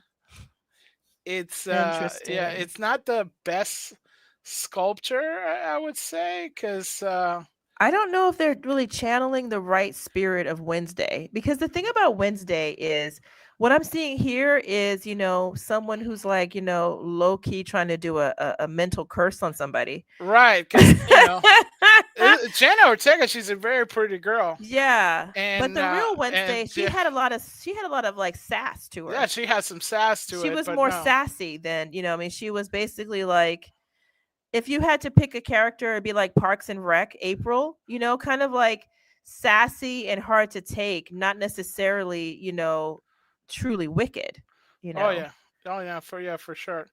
Yeah. Yeah, that's a weird Oh, float. have a good one, Sir Glenn. He's having Thanksgiving at his aunt's place today. Oh, Oh bye, yeah, Sir you Glenn. guys are Have good. fun. Thank you so much. Enjoy. Yeah, Eat a yeah, lot. eat a lot. Eat a lot. Yeah, no, it's crazy. Yeah, because the girls is very good looking, and then and whoever decided, hey, no, you know what, this is this is what we should have her, and it's creepy as heck. I Yeah, it's mean, creepy. it's just creepy. It's just really weird. I think the Yeah. mouth is wrong. I don't know. Yeah, it's funny because they were trying to get the poutiness, and yeah, it did not work. Yeah, it's a It did little not work. weird. And what's funny because everybody was saying that's not Wednesday, that's like Tuesday, or that's That's funny. Hey, Wednesday, yeah, that's Tuesday. that's yeah, like that. That's completely Yeah, that might be that's a Monday. That looks like yeah, Monday. That's my Monday sometimes. that is God Monday. forbid. That That's yeah, yeah. that's Eh, Monday. I mean, if she sees it, if Jenna Ortega sees it, she's gonna be. Hold up. Wait a minute. Something ain't right. You got to stop doing that, right? I can't. I don't have to. I can't stop. Won't stop. Can't stop. Won't stop. But Oh thinking about my unusual goodness. things. Oh my goodness. Yeah. So this is, Wicked is taking over the world. And yeah, the poor vegans are out, and yeah. So this was part of an interview, and she's sharing. I always have a problem with her name. The British actress. I can't say her name. Cynthia Oebo or something. I can't say that. And so it's too close to like Cynthia Huevo. It's like, so that's Like eggs. yeah. So but they're very fashionable, if I guess. I mean, okay. It's Well, just in a manner of speaking, they are wearing clothes. Yes. They're wearing clothes. So here, So if that's okay, so that's fashionable. Yeah. yeah, let's hear what they have to say. I don't hear it, Fletch. Oh, you can't hear it? No. Okay. But as you're trying to adjust the sound, I will say the pink little dress that Ariana Grande is wearing, you know what? It's nice, but it's a little bit weird too because it has this really high neck and collar, and then the cuffs are kind of a little oversized, and it's kind of washing her out, so it's a little bit weird. I mean, I like it in and of itself on someone with a different coloring, perhaps. And then the other actress whose name we're struggling with is wearing like the Hogwarts reject outfit suit, manly. It's kind of like, she's wearing an actual tie with a vest like a man who's like, 70 years old. And, it doesn't seem to fit. And it's also washing her out also, because it's like this weird mint green for the masculine top that she's wearing. It's like a, Mhm. you know, an actual fitted shirt that a guy would wear. So it's a weird look overall. And then it gets more weird. Right. And let me see if you hear it now. All right. Can you hear it? I'm not hearing anything, but are you able to hear it? I can hear it. You Yes. can hear it? I Yeah. don't know. I can't seem to hear it. It's anybody hear it? If you can hear it, let me know. It might have drawn me out of the sound. But I It's mean, really, so I can tell you guys what's going on. So there's this interview with these two actresses of the hit movie. It is a hit movie, Yeah. Wicked. And she is the actress who plays the witch is talking about wearing the green makeup. And first of all, they're whispering like really weird. They're holding hands, I think, which is strange for an interview for these two singular actresses. And at one point, the witch actress says she took off the green color, and someone said she would come to love the green. right. And she kind of started to identify with it and said, you know, I took it off and I loved myself even more. And I think she starts to cry. And then Grande does this weird gesture with her hands. You can see it. It looks like she has tattoos on the palm of her hand, which I think is strange. I don't know. And says cry. And then, you know, I just feel really beautiful. I mean, we can't do it justice because you really do need to hear the nonsense, but it just sounds like gobbledygook. And it sounds like they're doing like some kind of weird hushed incantation. Oh yeah, it's just and we're sorry you can't hear it. I'm not sure why the sound is yeah. I acting don't up. know. It went off a little bit. Yeah, but they had all more of these like weird little interactions and stuff But at with the each end of other. that one you took off, Fletcher, it was Yeah. really, really weird because they both leaned forward at the same time as though they were one person and say like, ooh, or something to the interviewer. Right. It was so weird. By the way, why do they look emaciated? They can't afford food. Yeah. No. They both look, especially in that one. It's like, there Oh it is. There yeah. it is. Oh my gosh. Yeah. That's creepy. That was creepy. They both leaned forward at the same My time gosh, in the eyes. In and the hive eyes. mind. Yeah. It's just like yeah. It's Yeah, just and they cry like a horror constantly. There's movie. nothing wrong with that. Like Lady Jen says they cry. There's nothing but waterworks in every interview with the two of them. I haven't noticed that. I didn't know that. I've only seen this one. But you know what?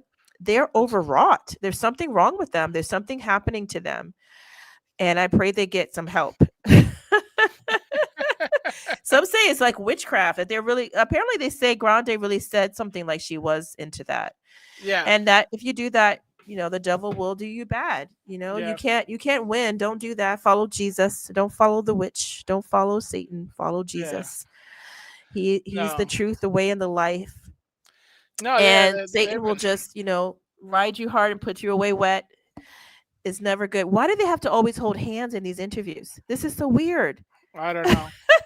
Someone wrote the Wicked mental illness movie tour. Seriously, these people need psychological help, not a press tour. That's what someone wrote. Oh yeah. And you're right. You know, Lady Jen, I didn't even know. You're right. It's waterworks every time. Oh yeah. That's a sign of some kind of problem, you all. That's not Yeah. good. That's not That's not normal. good. That's That's not not- good. No, it's not. It's Yeah. not good. Yeah, And so I don't know why she looks like she has to hold Grande every time. That's kind of weird. it's one of those things where I guess you're trying to.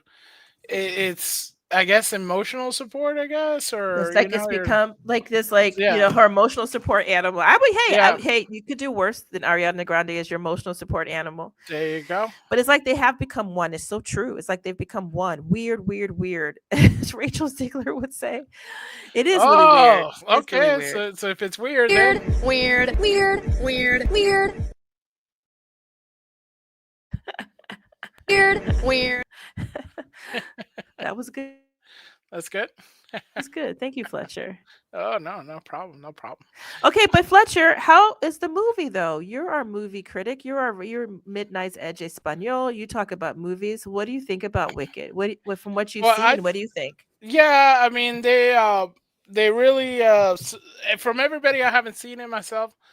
From everybody that I heard from, they said it's a true adaptation to the play, and they are very happy with it. I think the place, it's okay. It's not my favorite play. I did have to go see it with somebody that I know, and it was one of those things where That's a snide remark. no, it's you took me to go see it, and I had to go, and I defy gravity, and I did. It has those two good songs, I guess, but yeah, It's doing well. Yeah, it's doing very well. The funny thing is, I have friends on both ends of the spectrum here, because I have friends that say, all right, it was awesome, and it was very well done.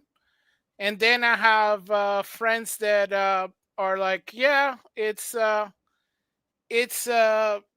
so well done, like, because they have friends, the people that like the Wizard of Oz and stuff like that, so didn't like it, and other people were like, yeah, I really love it. So yeah, it's one of those things where I mean, it's half and half. I think thank you. That was a good take on it. I think what Lady Jen says too is really helpful, that I think this is very indicative of one of the issues with the script, which is she says, I love the Wizard of Oz, but I've always dressed up as Dorothy, not a witch.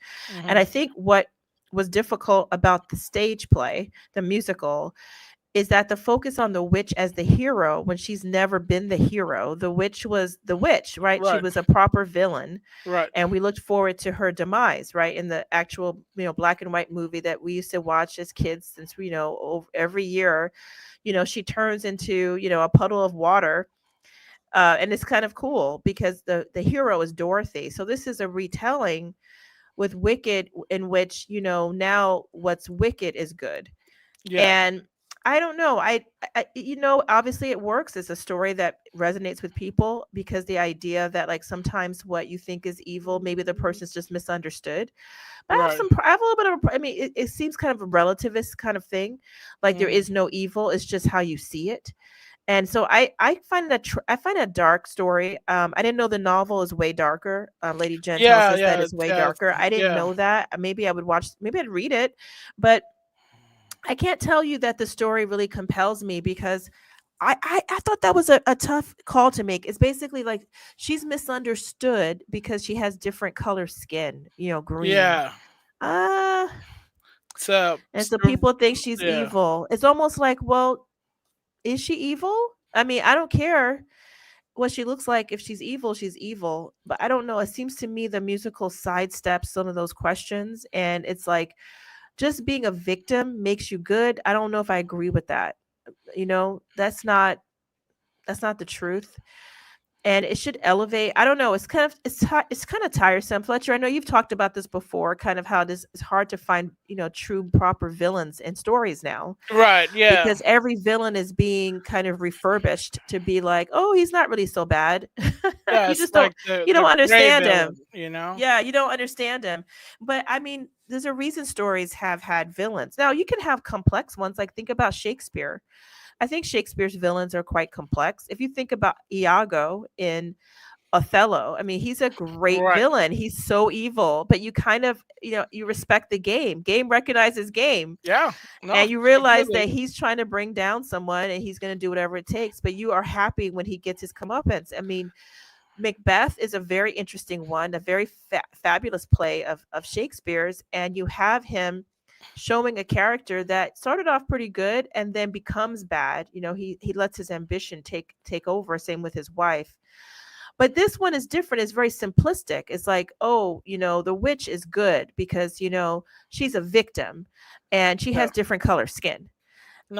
Therefore, I don't know. Like you can have, I love it. Anti-heroes. Lady Jen says you see that in comics all the time. Like the Winter Soldier. It's really good. You're right. He's a good anti-hero. But it's definitely made a little bit more multifaceted as opposed to this one, which seems very simple. And it seems like that is what people like today. We have our kids reading very simple stuff. Adults like stories that are very simple. So I guess that makes sense.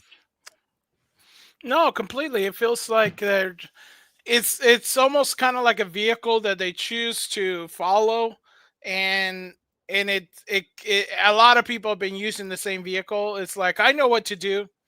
We'll just make the villain a good guy, and they're like, okay, but then then they have the things where they make the good guy the villain, and turn the villain to the good guy. It's like, come on, all right, we get it, but it's so overwrought now that it's like it's in everything. It's Yeah, I agree. It's getting to be so much. Cruella de Vil was like that. That was tone deaf on Disney. Right? So I like it.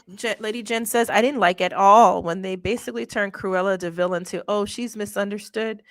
Yeah, Cruella de Vil's a great character. I mean, she was a real villain. I remember being a tiny child and being like, oh, I hate that Cruella de Vil. She wants to kill all the Dalmatians and make them into coats. Yeah. And she was evil. I think children recognize there's something called evil. They just want to see how the good can triumph over evil.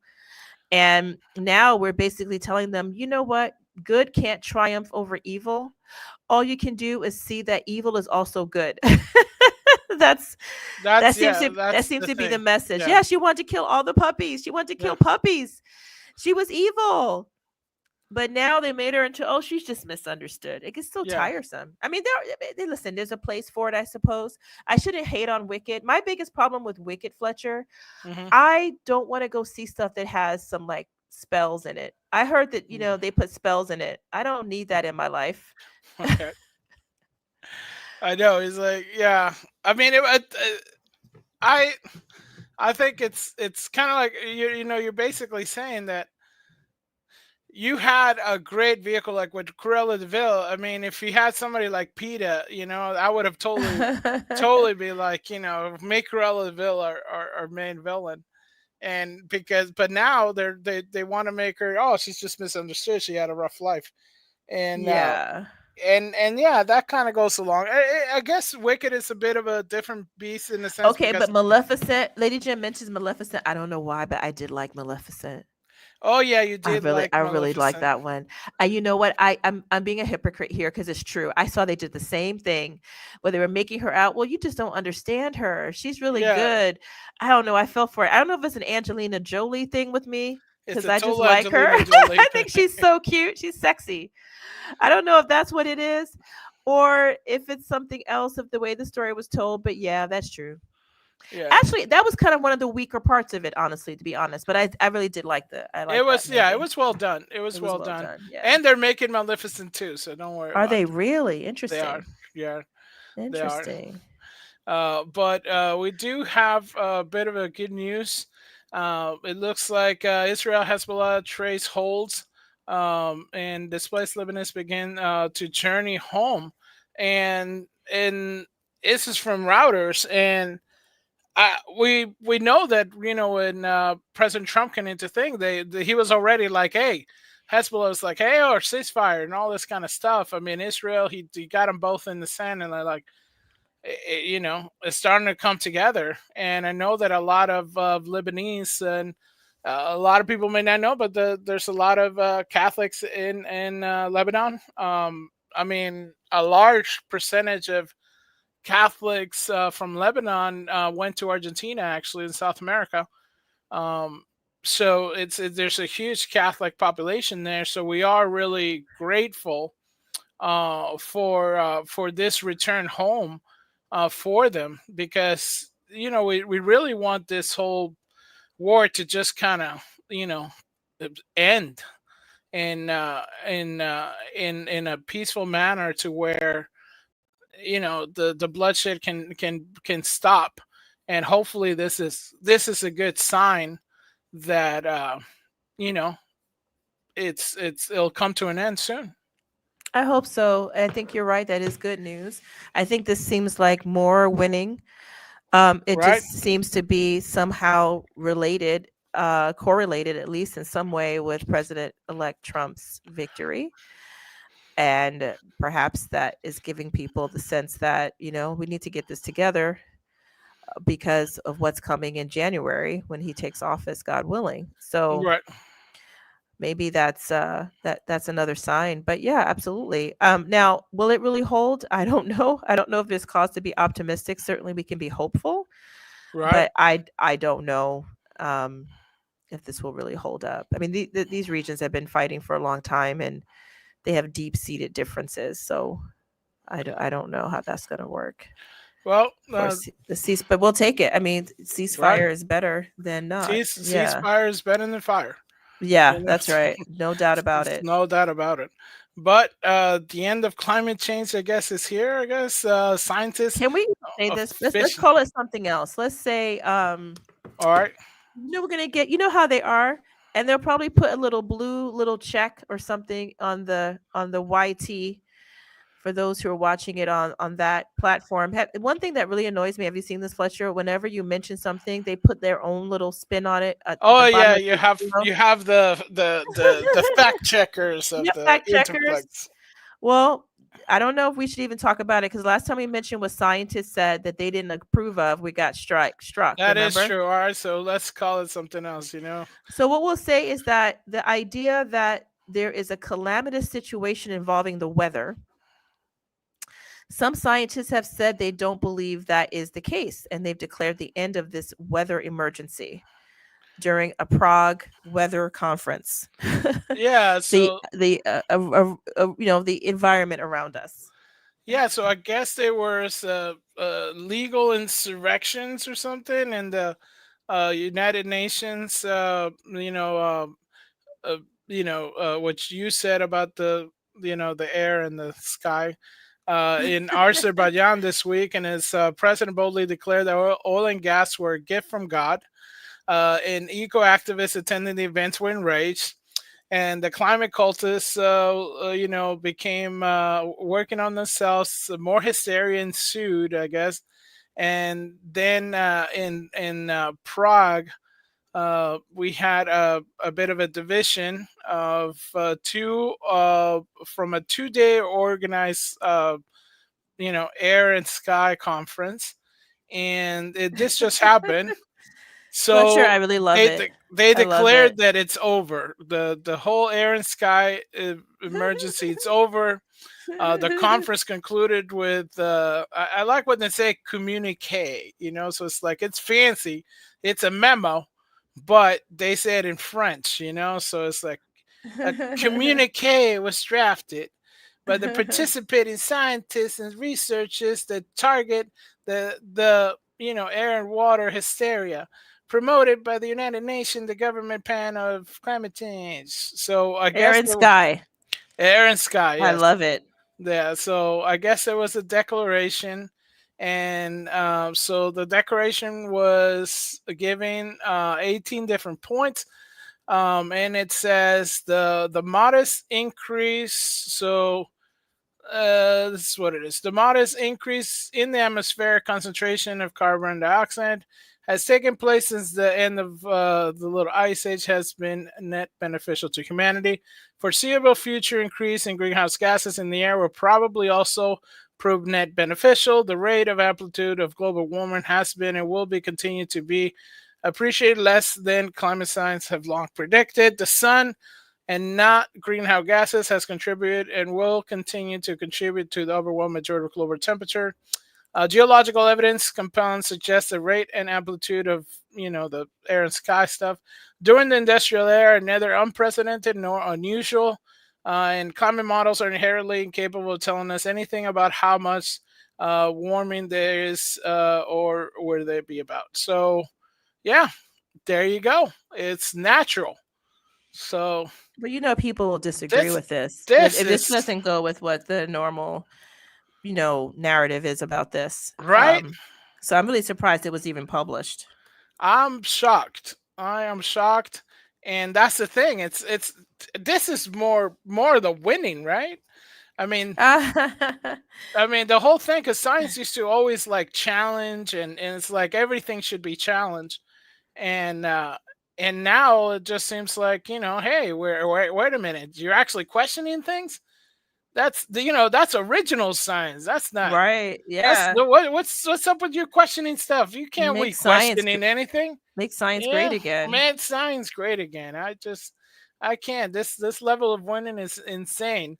So I thought that was surprising. I It thought is that was very surprising. I'm surprising. actually surprising because, like, Lady Jen says, you see that fact check thing on this site all the time. Those who are Oh not yeah, it's right watching on us the on the bottom, green right? site, and it's like you cannot question what some people have said about Air and Sky. Air and Sky science is, in the hands of just the ones in the temple. If you're outside the temple doing your own experiments or thinking for yourself, you don't have a right to do that. Even other scientists with the same credentials like these saying, no, I don't see it that way. I don't think that Air and Sky is going to be this crisis right now. I think we're okay. Then you can't say that. I literally had someone tell me yesterday, Fletcher, that Florida is going to be underwater in our lifetime. Oh yeah. But that's not borne out by other scientists who don't say that. And if you say that to them, they just think you're ignorant. They're going to Sharon Stone you. right. No, Right? They're going to you don't say, have a like, you, passport. you don't have a passport. You scientifically can't think like me. And it's like, but there are other scientists who disagree with that assessment. Oh, no. That's Air and Sky denial. Yeah, That's like I you're don't know. denying. It's a whole lot of. It's a You're whole climate the deniers. the river in Egypt is everywhere. But it's one of those things that I mean, we're here's the happy to see thing. it change. Listen, I'm not an ideologue on this, okay? I try not Right. to be an ideologue on most things. I am absolutely 100% prepared to accept if we are in an air and sky crisis, if we have to protect the environment, if we are in global warming. I have what dog do I have in that fight? I'm willing also to listen to those who say, no, it is not a crisis. You're misreading the data. Right. This is something that always happens and it ebbs and flows. But what I don't appreciate is someone telling me that I can't even listen to that other one. Right. And that is only one way to see something when I know science is a process of inquiry. That's what I was told in my 10th grade class. That there's very few laws of science. Most of the times it's theories and you're constantly testing them. Right. You're not holding firm to them. You're thinking about them and you're questioning. Then if you see data that contradicts yours, you're going to look at that and then take that on and so forth. We used to do little experiments. I had a really good science class science classes in high school. I never wanted to become a scientist, but I was very interested in what they do. So it's kind of unusual to hear these people basically, shut down other people and make it so political. I also believe, honestly, as a believer in God, I just don't believe he's going to leave us completely underwater. I just don't think that. The Bible is clear that's not going to happen. He destroyed the world before. He said he wouldn't do it again. So until the end of time, I don't think we're going to be in a situation. I'm not worried about that. I don't know. I just can't worry about that. Do you see what Lady Jen said to us? It's really Yes. funny. So Ursa, what if we call them the Lorelax people? We all remember the Lorelax, right? Dr. Yes, Seuss yes. frame. The Lorax people. Yeah, the Lorax people. I like it. Nice. That's a good one. Let's try That's to very remember good. that. Okay. So I guess we're going backwards. That's what the United States is going. It's going backwards. That's it. It's going back to sensationalism and for all this kind of stuff. Because how could they do this? How could the Board of Education in Texas approve public school curriculum that includes Bible passages? That's just insane. What's going on? You religious nuts, take it over. What is this? Well, that's what people think. Rawr. What do you think, Fletcher? I think, heck yeah. I mean, why not have you're going to have all kinds of ridiculousness, but you can't have the Bible in school? That's ridiculous. It's, it's the book that everybody knows. Why wouldn't you? I mean, are you basically teaching kids that, ancient literature is bad, or, it's like, how it's used to be one of those things that you should be taught. I mean, I didn't go that much to school here, but I know that, the Bible, the classics, it's how you learn. And I think this is a great win for Texas again. So I guess the Texas Board of Education narrowly voted on Friday for state author public school curriculum that use biblical passages. So I guess 8 of the 15 board members voted, and it's I guess it's going to be adopted, and it's going to be an incentive, the curriculum to reference other Christians to a lesser degree. It does not teach Christian outright, referring to Jesus merely as a man. It nevertheless sparked controversy for referring to Christian biblical passage and teaching. So I guess that's kind of like what they're saying. They're using some of this material that has included some Bible passage in it. It's not overly religious, but it does include it. And why not include it? I mean, it's almost like you're trying to erase it. And if you don't cover it, then kids are going to be like, well, it's almost like a taboo thing, right? And in school these days, it seems like nothing's taboo. I mean, stuff that would have gotten people, deleted and buried somewhere in the jungle in my neck of the woods. Now it's like, oh no, we can teach that to kids. So heck yeah. I agree with you. I think first, taking what Lady Jen said, we should listen to one point of view on a topic as well as listen to an opposing view on the topic so we can make up our minds for ourselves. I know she was probably referring to the air and sky controversy. Oh, I think it fits here as well. No, I think teaching the Bible is fine. I don't think that we have it right when we say that the wall of separation between church and state is 100%. But just as you said, though, it's not really about Christianity at all, or Judaism, both of which look to the Bible for inspiration or as their text in some part, at least. It's about literature. Honestly, I think these stories are important. They are undergirding almost anything you read with Shakespeare. Look at John Milton. He wrote a whole poem that you really should have read to be an educated person, called Paradise Lost, in which he's focusing on Adam and Eve from the Bible. There's just so many things, a lot of news stories, books, essays, judicial opinions, you name them, have referred to biblical passages. So what's wrong with teaching it? I knew of someone who taught Bible's literature in high school, and it was not a Christian high school. They just he thought it was interesting to teach. So I know people are going to get upset about it, but I don't really see a big deal here. And people probably should know it. No, it feels like, one of those things. Jen makes a really good point. Can you read it, Fletcher? That's a really good point.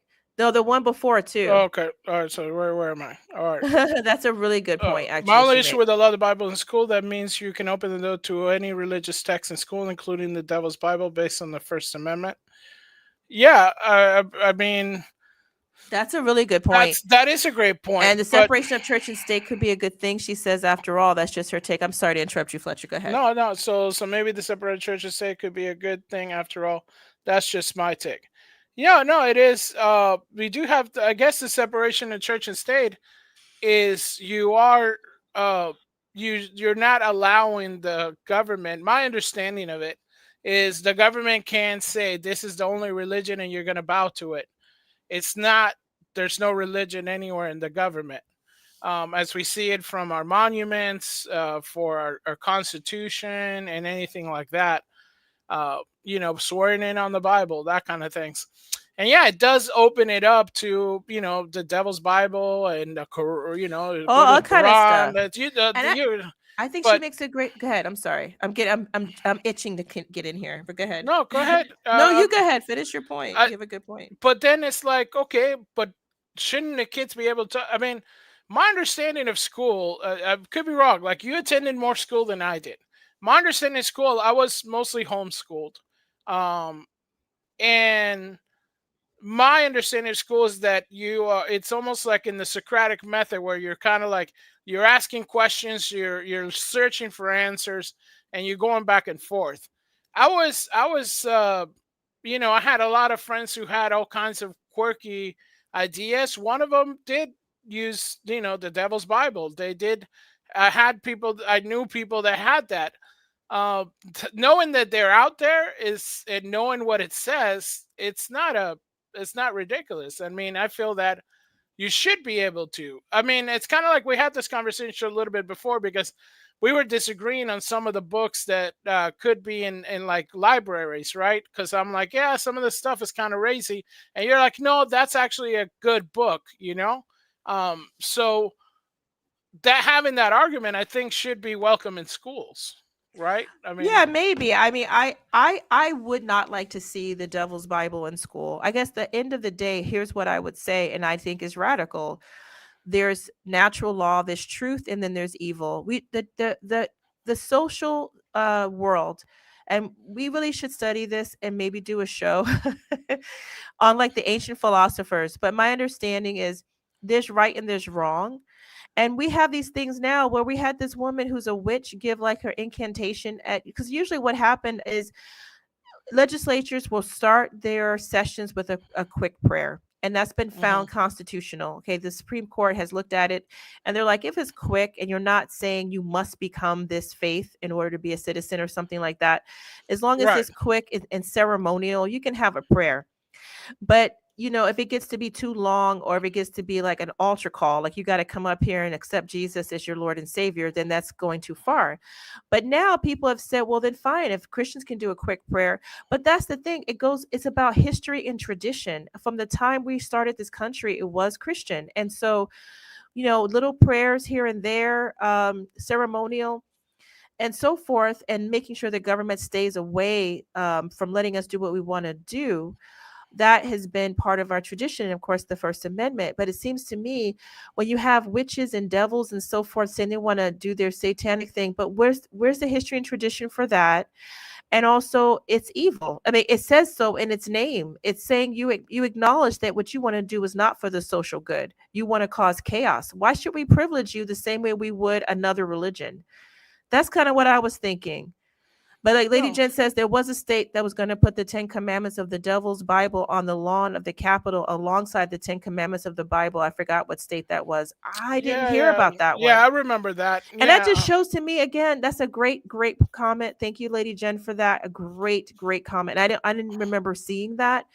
But again, I guess if you're going to be technical about it and be like the ACLU, which brings these cases a lot, for some reason, they really want to destroy all the monuments to Christianity in this country.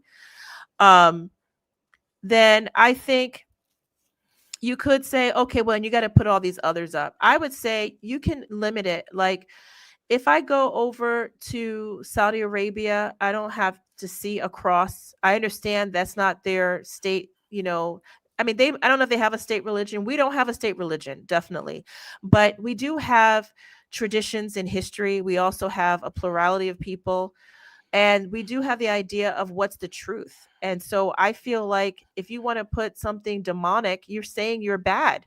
Why should we put that? I don't have a problem with putting a nativity scene, put, the Hanukkah candles, okay? Don't go crazy. You could put a few things, but if you're going to tell me you're going to put something evil that you acknowledge yourself is evil, right? I don't know why we have to accept that. Right. Yeah. It's almost like we don't allow, violent crimes. It's because they're violent crimes. So if the inherent, object of it is something that is seen as bad, you have to have people arbitrarily going, hey, this is bad. It's almost like, if you have if there's, remember, I know there was laws or something. There was like, okay, you can't have, this is so Vegas, but you can't have like a strip club or a casino so close to a school, right? Mm-hmm. Right there, it's legal to have a casino, it's legal to have a strip club and all this kind of stuff, but you can't have it next to the school. Right. It's basically a similar law in the sense of, okay, we know that it's legal to you do whatever things you want to do. It's like, hey, freakiness stuff, all right, whatever. But it can't be near this because it's not something that's promoted for children or for something to see. So I guess it'd be more of the same, right? Same idea. I love what No and No says, by the way. Welcome. Okay. Hail, Welcome. No and No. Yeah. Happy Thanksgiving. He says what we need is the Pledge of Allegiance. For some reason, these people think we live in a democracy. It's a republic. That part in the pledge where it says to the republic in which we stand, that is a real issue. I keep hearing this, especially during this last election, about Orange Man is a threat to democracy, but we don't even have a democracy. It's a constitutional republic. It's based on the Constitution, and it's a republic. Is not democracy. Democracy, honestly, is mob rule. That means whoever is the greatest in number rules, and forget minorities. We don't do that. It looks like the state where they had the devil's commandments was in Arkansas. Okay, where and they thought, that's that's not something that Arkansas is known for. So it's like it's not inherited. It's not, it has nothing to do with Arkansas in a sense. So if it doesn't have anything to, I mean, the Bible does have something to do with Arkansas. The people who first went into Arkansas, created Arkansas, the people that live in Arkansas, majority. So in other words, if there's I feel that that's a good way to kind of gauge it. If there's a connection and it's a good connection, meaning it's something, if let's say Arkansas was the birthplace of the strip club, right? I would not put that in the Arkansas capital, right? Because obviously it's not the best thing that came out of Arkansas, right? But if you're saying, hey, we have this this person, he saved 5 people and did all this great stuff. Yeah, okay, now put him in something in Arkansas because it's something good. If it's something that promotes good, it's no problem being showcased.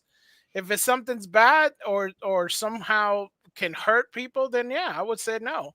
I mean, I've heard someone say it this way: error has no rights. Evil has no rights. Evil has no rights. So I'm sorry, good things. I would be okay with, something like, Islamic, some kind of whatever they celebrate or whatever. I'm happy with that in areas, especially where they are.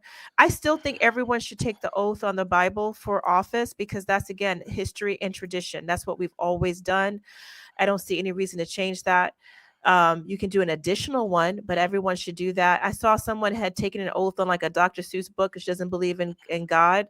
I'm sorry, I don't think that's acceptable. Whether you believe or not, it's always been that you put your hand on the Bible, you say your oath, or affirmation of office. If you don't take oaths, which is okay, then you can say it as a solemn promise. Right. There's no tradition of doing that on a Dr. Seuss book. He didn't even exist when the country was founded in the 1700s. So what are you talking about? I think if you're not comfortable doing that ceremonial practice, then you probably shouldn't run for office, in my opinion. No, completely. I think. Oh wait, look at Lady Jen has some information about. You mentioned something about typing in zoning issues. Oh yeah, so she has so people. shared This is a good PSA for people. Yeah, so there's a site called Family Watchdog, and you can type in your address and you can see where convicted offenders and abusers are around your area. Good catch. Yeah, and basically, you just type in your address and it'll show you. It's just to be aware. And she did do it and was shocked to see how many things popped up. Right. That's scary. Are you serious? No, it's totally. It's one of those things where you have to watch out. You have That's to watch scary. out for, and it goes along the lines of where look at your surroundings. What are you surrounding yourself with? All right, we need to look. I'm going to take note of that. Thank you for that. I might take a picture of that. I never heard of that site. Yeah, I'll show you the message. That's scary. Yeah. No, it's one of those things where you have to you have to see what's around you. You know what I mean? So I think a lot of people don't understand that, they keep your wits about you, keep everything, and try to get as much knowledge about your surrounding as possible. And the Family Watchdog it's a great tool for that.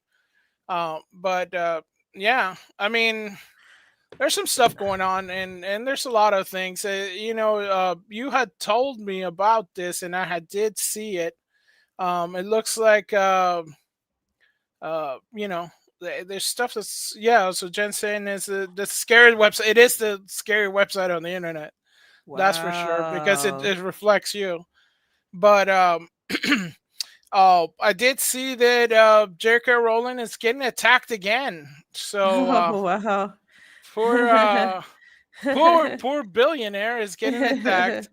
But I guess this is coming from. I'm on her side. I'm on her side. How dare you? So, Out Magazine is saying that J.K. Rowling attacks another black cis female athlete with anti-trans hate. You know, the Harry Potter author said that. Transformers. Yes. No. I'm just. This is from. This is from Out Magazine. So I'm doing. I'm saying their spiel. So I'll give them a floor here. They said the Harry Potter author said that Barbara Bandon winning BBC Women's Football of the Year is spitting in the face of women. So they were really upset about it. And for those who don't know, I guess this is Zambian and Orlando Pride forward was voted BBC Women's Football of the Year. And it's interesting because it's one thing. I'm like, it's Footballer of the Year, but isn't Orlando Pride in America? And why is the BBC giving her a thing? Is this okay? It's a her? Yeah, no. So there is some question about this because so this is the tweet, all right? So I guess this is from the Telegram. So BBC's players withdraw from 2022 Women's African Cup Nations for failing to meet sex eligibility rules as SWIT has Women's Football of the Year. So basically, this gentleman who now says he's a lady, he couldn't participate in the 2022 African Cup because obviously you're not a lady, and to play in the ladies league, you have to be a lady at least, right? But I guess now it's Football of the Year, so Rowling got on, and she's been very unwavering on this, which is awesome to see.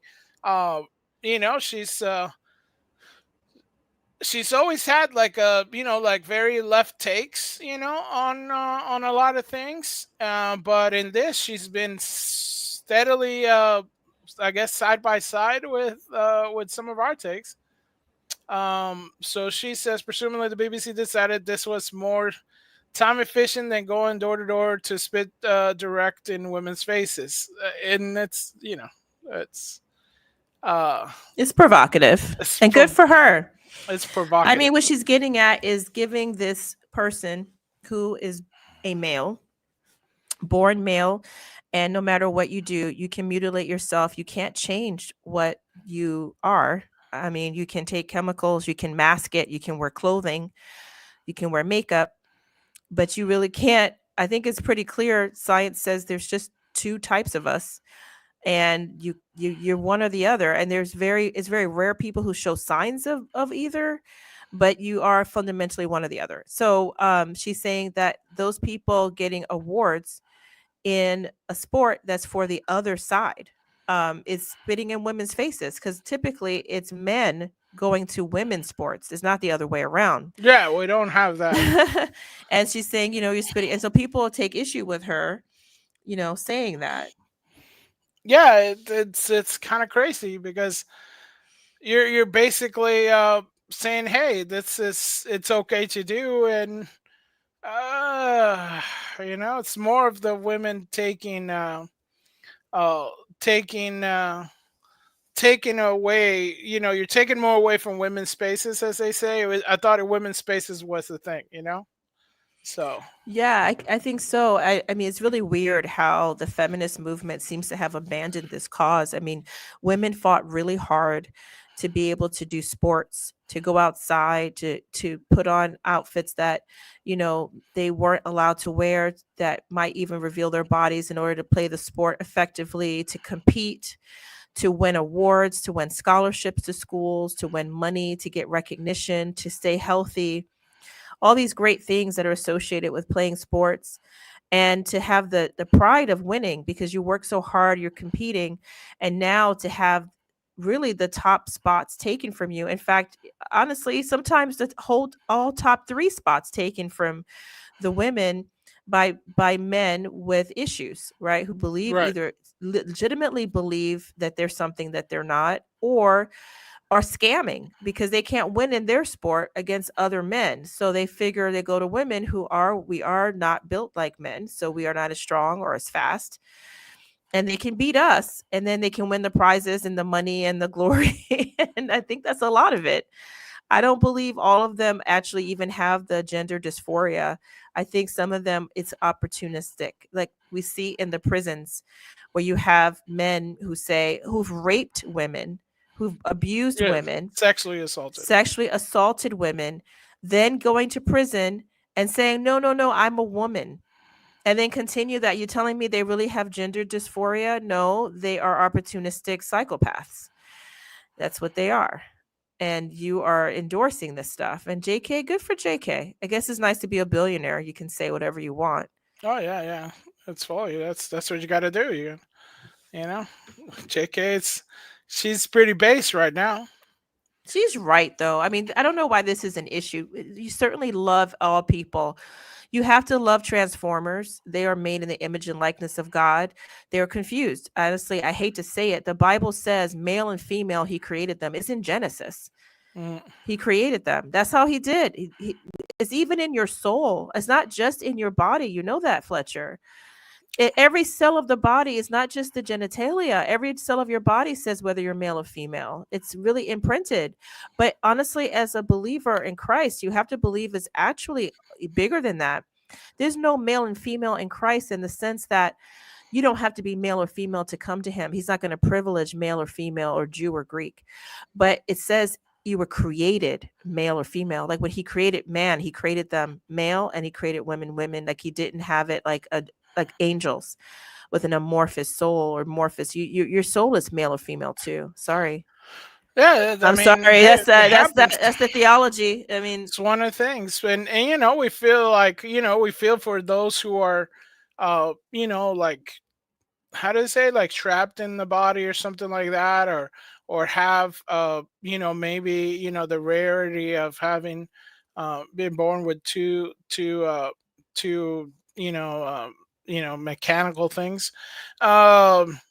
But the majority, as we see it, and when you're dealing with sports, you do see that it's the height of athleticism, and to have something where you have a complete disadvantage in muscle structure, bone structure, for a man that's that usually has more of those things to be within a woman, and a lot of times it ends up with the women getting hurt, and it's not okay. I mean, I think it's one of the things where you kind of go, hey, maybe that's a league for just those kind of fellas, but it's not cool.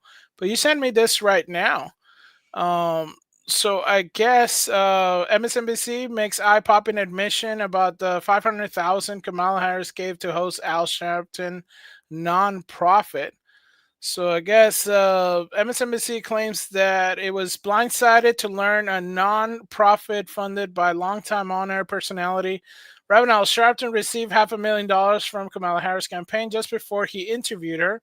The donations that flowed in just before the New York activist conversation with Harris have brought to question about the news outlet credibility. What? What?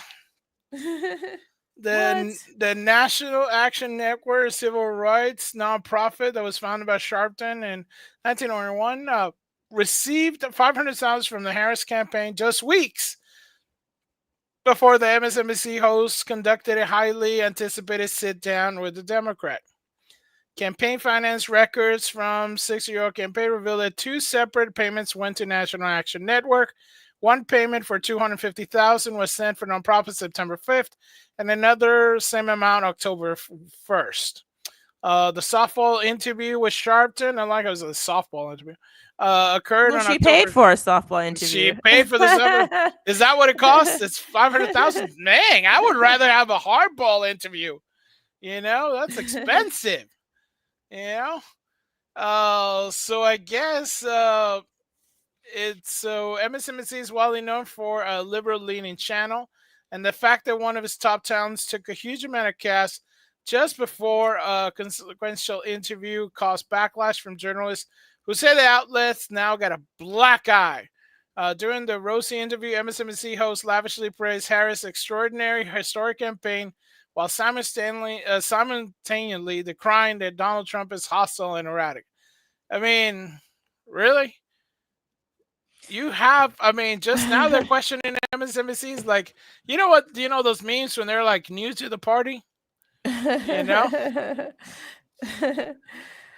to the party. Well, I mean, the thing is, first of all, as you said, you can't trust skinny Al Sharpton. Can't trust skinny Al Sharpton. I'm sorry. We missed the other one. But I think the biggest problem here is the lack of disclosure. In other words, right. She gave money for an interview. That's a little strange. I don't know why you would do that. But the biggest problem is why was not that disclosed by the network? Like, okay, we got paid to interview her, FYI, and here's our interview. See what I mean? They're always lying to the people. That was a big lie by omission because we should know you made a substantial, I don't mean 25,000. I don't mean 100,000. Not even 250,000, but what is it? 500,000? Oh yeah. That's a lot of money. Why wouldn't you tell the people we got paid for this interview? You should. No, totally should. So we have some insight into what's going on. Yeah, I mean, back in the days, it used to be one of those things where it's called disclosure when you're, could be biased or bought off. Right. But hey. Right. You do you, MSNBC. I don't understand why she did that. She could have gone on Joe Rogan for free. Why would you pay Sharpton? But then she has to talk to Joe Rogan, and that's the thing. I guess, yeah. That's the kind of thing, yeah. Just talk. That's what gender dysphoria. That's what it is. Yeah, there's people with that, and then what are you gonna do? Ursula, I also told Fletcher this transaction stuff has finally hit where I live in Southern California, Riverside County. At high school, there's like 11 miles away from me. Oh man, yeah, it's kind of crazy because everywhere. It's everywhere. Yeah, it's local. Just elite athletes, but it's happening even on the little girls' leagues, and it's so sad because, like you said, Fletcher, boys are built differently. They're bigger, stronger, tougher. They're denser musculature. You can't deny these are scientific facts. Okay, they have bigger lung capacity. I mean, men and women are different, and so it's kind of wrong to have so girls are going to always feel something's wrong with them. They're not good enough because they can never win first or second or third. No girl can win it if there's a boy in it. There's just no way. You're not going to, and it's not going to happen. Unless he throws it, it's not going to happen. Maybe he's sick that day or something, it's not going to happen. So it's kind of like you giving them, it's kind of false. It's kind of unfair. Now I have seen some people who have resisted. I think there was some volleyball team that has just forfeited rather than pay. The other side had, and I think they're being criticized, but a lot of people also see it their way. They don't want to get injured. There have been women who've been injured because the men are going all out who are, saying they're women and they are tougher than what the women are used to. Think about what we started showing, Fletcher, in the Olympics, the woman in the fight in the Olympics, from Italy. Yeah, completely. And she said she'd been training her whole life to be in the Olympics and she was never hit that hard, she said, because you never got hit by a man before. You trained with women hitting you because you were thinking you're in a women's sport. And she said she's never in her life, she couldn't go through the fight because she never had been hit that hard. That exactly. And then it came out that person actually, they were saying, oh, no. They had this kind of, hermaphroditism, but that's not exactly true. They had male genitalia. It came out now. So no, yeah. It's just completely. As we always knew. We could look at his face and tell you that. Yeah. Yeah. But yeah, it was a flawless campaign. we're gonna Kamala Harris it was flawless. Yeah, it was flawless. Yeah. Flawless. Yeah, it's chump change for The scary thing is that people now are in debt because of her. I Oh mean, yeah, that's what I'm completely. hearing. So I don't know what happened there. Again, I feel sorry for her. I don't know. I think she's being thrust. What do you mean? What is it? You can either, some people are born great, some achieve greatness or seek it, and some have it thrust upon them. I feel like Yeah. maybe she should just get out of the public eye. Just go do your own thing. You don't have to do this. She needs to be unburdened, Unburdened. unburdened Maybe she by get what has unburdened been. by what has been. She can be unburdened by going away quietly, doing your thing, be you. You don't have to always be. I heard she's even going to run again. Why? Why would you put Yeah. yourself through that? I don't know why you would do that. No. I don't Yeah. think she enjoys it. I don't get it. Yeah. But I don't get it. people just have this idea of what it means to be successful. It's it's a thing. So I don't know. Yeah. But yeah. She's been running after success. So Yeah, and I hear that maybe Clinton wants to get back into it. which So one? the the lady Lincoln. Oh, okay. Is she still talking about that? Are you I serious? think yeah, supposedly she wants to run in 2028. If there's So any couple that sounds the most like Macbeth and Lady Macbeth, it is Bill and Hillary Clinton. yeah, well, For those who are, give me a shout out, those of you who've read that play by Shakespeare. They sound like it to me. it's very it's so you're saying something's amiss in the state of Arkansas? Of course, you're referring to Hamlet, but yes. Okay, well, I got it. I heard it both ways, the right way and then Hamlet. So it looks like Walmart rolls back DEI policies. What does that really mean, Fletcher? Explain this to me. What DEI policies are we even talking about? Do we know? There's been an initiative because we have like some anti-woke activists is what they're calling now. So there's a filmmaker and activist Robbie Starbucks has been going around letting people know that a lot of companies have some of these what DEI stands for diversity, inclusion, right? Diversity, equity, and inclusion. Diversity, equity. And I always forget the equity. How funny is that? Yes. So basically, he's been going around letting people know that the companies that they're purchasing from are adding to your bottom dollar by supporting things that maybe you don't support.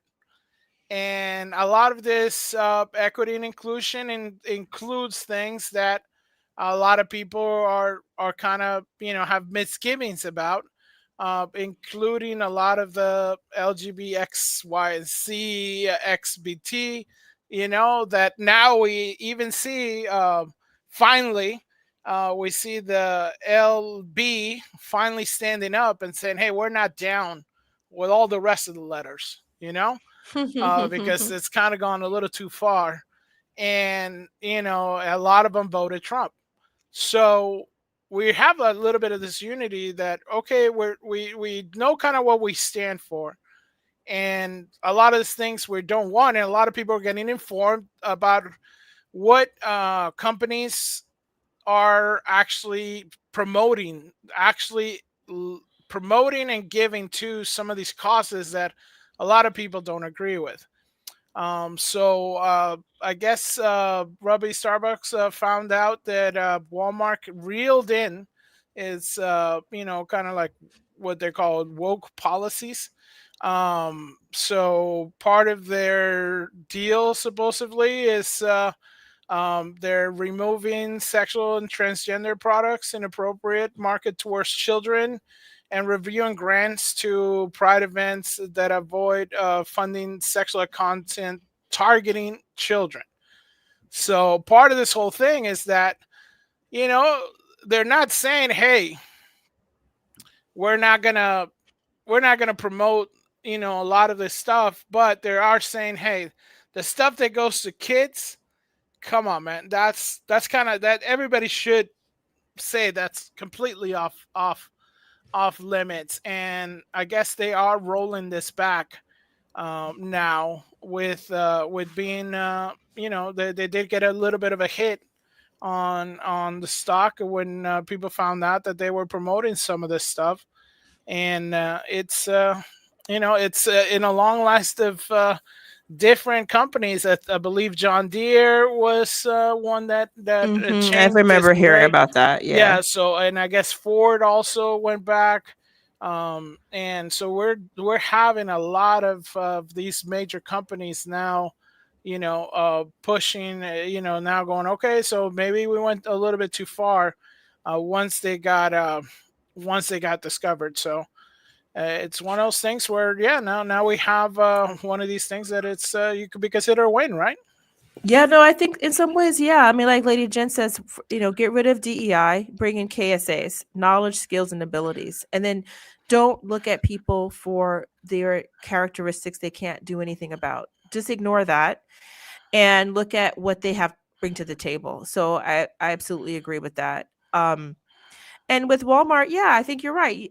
You have to see that it's not right to use marketing to target some kind of agenda to children. They don't need that. They can't assess it. They can't defend themselves against it. They're vulnerable to it. Why are you trying to push this on them?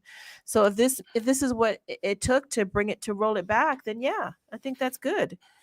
Yeah, and it's weird because you don't have that whole DI thing. It used to be just, hey, we want to open it up to people who weren't necessarily the type to get hired. It's now become completely different and completely like, if you don't have a mass amount of X, then it's You're not outrageous. cool. Yeah, you're not cool. And it's just like, it just went really awry really quick. And it went, now, it definitely did. And definitely with respect to, like, some of the sexual issues. Like, I love that what Lady Jen says too. Like, and people even in the LGBT community don't like this stuff targeted towards minors. right. People can draw a line of decency that, it's an adult, you have freedom or a license to do more of what you want, but children don't have the same ability to make certain determinations. So stop pushing stuff on them, Right. stop targeting them. It's not fair and it's not good. Let them be innocent and away from this stuff. It's not, nobody wants that. So yeah, and we see now, because we did have a lot of people from the LGBT community vote Trump recently because they see that the rest of the alphabets are just, they're targeting kids specifically, right? yeah, they've come There's out and basically shown that. So Oh, completely. So, yeah, this is like common sense stuff, and I think part of the part that's suffering because of this is because we do want, this whole more people to have more access to jobs or opportunities that they wouldn't necessarily have because of familiar connections or saturation of a type of folks. right, yeah, Um, sure. but in a sense of the force part of it, it does kind of, because it does make you feel like, well, did I get it because I'm other, or did I get it because, I really deserve the job, And that's the problem. That's the reason affirmative action can be actually negative for people of color, that people start to think that they really earn it because you're not giving them a chance to show that, yeah, they could have earned it or they did earn it. Instead, people have that. So it's a lot of Black people who don't like it for that reason. No, it's completely, yeah, and that was kind of like the thing about it, right? At first, it was like, let's make sure that Black folks can have a uh, a, a in a sense when there couldn't maybe possibly be an in, but now it's just like it's something else.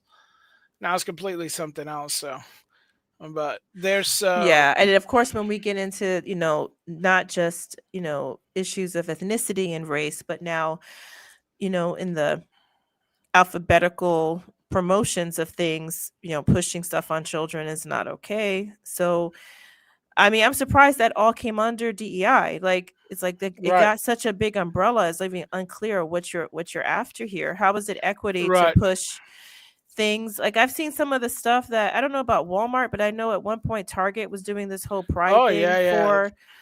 for children, and some of it was very inappropriate. I mean, Yeah. very inappropriate. Like, children shouldn't be wearing things on their bodies that talk about sexual things. No, and They're well, children. well, that's more along the line where I think that we have like this, where the Archbishop of Cincinnati ends 100+ year partnership with a Girl Scout over the LGBT ideology.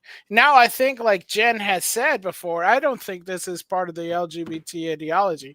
This is the rest of the alphabets. Yeah, for letter. sure. Take us through it, Definitely. Fletcher. Okay, so Archbishop Schnurr, I'm going to probably butcher his name, sorry, announced that the Archdiocese of Cincinnati was ending its 110-year, partnership due to the Girl Scouts promotion of gender ideology, emphasizing several of its activities and badges requirements are contrary to Catholic teaching. Now, this is from LifeSite, and according to them, in October 28 letter, the bishop announced the Archdiocese of Cincinnati was ending its partnership due to the Girl Scouts promotion of gender ideology, emphasizing several activities and badges requirements are contrary to the Catholic teaching. The Archbishop ordered the parishes and schools in the Archdiocese to end any partnerships with the organization by the end of 2025. In the letter, the Archbishop underscored that while scouting itself is fundamentally good and can be efficacious part of Catholic youth ministry, the Girl Scouts have embraced and promoted worldview contrary to the church teaching on gender sexuality. Through some of their activities, research, passage, and award, Girl Scout, including local chapter Girl Scouts of Western Ohio, can contribute to normalizing as sexual and gender ideology contrary to the Catholic understanding of the human person, made female and male, in the image of likeness of God. The Archbishop wrote in his letter, he added that the church's greatest responsibility to the gospel and mission of Jesus Christ, it's an essential that all diocese youth programs affirm values consistent with that teaching. So the Archbishop of Cincinnati cannot partner with any organization that from its highest level advocates the idea that the church considers false and harmful, he says. So it looks like it's coming at a head finally, where a lot of the stuff that we've been seeing, and we did see some alternative to this now. Well, before we talk about that, Fletcher, just to talk about this, I think first of all, as Lady Jen says, they did say she recalls, and I remember too, some LGBT groups saying we're singing "We're coming for your kids." So yeah. This is an actual issue that is motivating, I'm sure, the bishop, aside from just ideology, because already the Girl Scouts have allowed boys who say that they identify as girls to sleep with these girls on their overnight trips. And it's always been a wholesome organization before this. I mean, girls, you could send your girls away. And like, I was a Girl Scout and a brownie. Jen says Lady Jen was also one, and it's so different back in the 80s. And it's a good move, she says. I love it. If you put that up, Fletcher, I was a brownie and a Girl Scout. And yeah, this is actually a good move. It's a sad move, but it's a needed move. Yeah, because not only did they allow all kinds of, weirdness, like, children, is supposed to be sex segregated, and they're mixing that up. They also have badges for like embracing different kinds of family structures that, have same sex, kind of, issues and all kinds of things that they're supposed to be pushing in terms of transformers and so forth. And the Archbishop apparently was trying to talk to them a long time about modifying some of these things. Like, let's modify it. And especially they're very pro deleting of babies and all of that. They give money to, Planned Parenthood and so forth. And he's been working with them, but he couldn't get any further because they went all the way woke. So. Yeah, and that's the thing. I mean, everybody's like, "Oh, Catholics are so insensitive," and it's like the Archbishop is trying to talk to you. I mean, this is kind of like, remember there's like those memes where you're like, the person is like, like a pride person is like jumping and all that stuff, and they're like going, well, oh, I think it's like a drag queen, doing all the stuff. And it goes, you can do it, just don't do it for the kids. And then there's like, well, forget it, then I'm not gonna do it. Yeah. And it's just like, Yeah. well, no, Yeah. bro, we're not telling you can't be a drag queen. We're just saying don't do it in Don't do front it in of front of these kids. kids. And they're like, they go away mad. Yeah.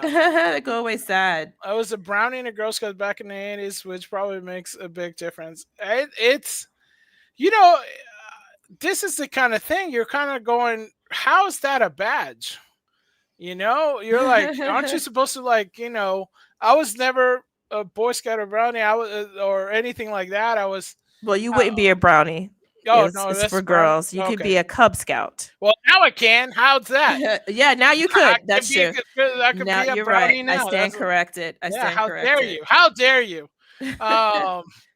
But basically, you're saying, hey, this is. I mean, you're supposed to teach kids how to, be in nature.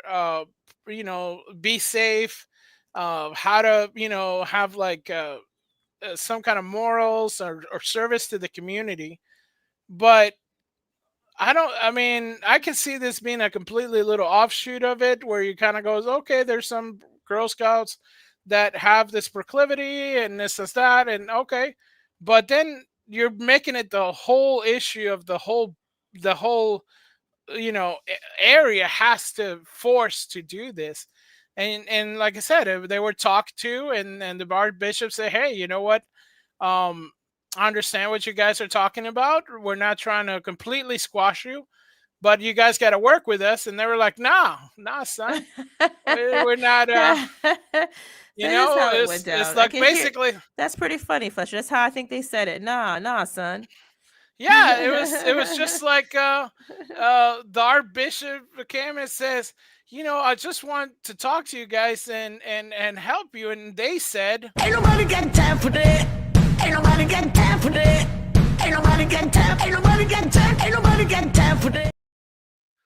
That's what they were saying. They were like, Oh my gosh, that was like, okay, it's bad. So, yeah, here we go. Federation of North American Explorers.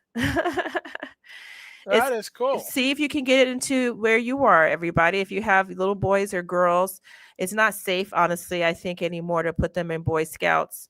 Or to put them in Girl Scouts. I feel bad about it. Like Lady Jen, I was in it. It was very informative. It's really wonderful. We had no issues at that time. It was very wholesome. We used to get badges for helping people, like helping the poor, for coming up with, great solutions to be useful to your family. You didn't get badges for, as they have you doing, like, like do a drag dance.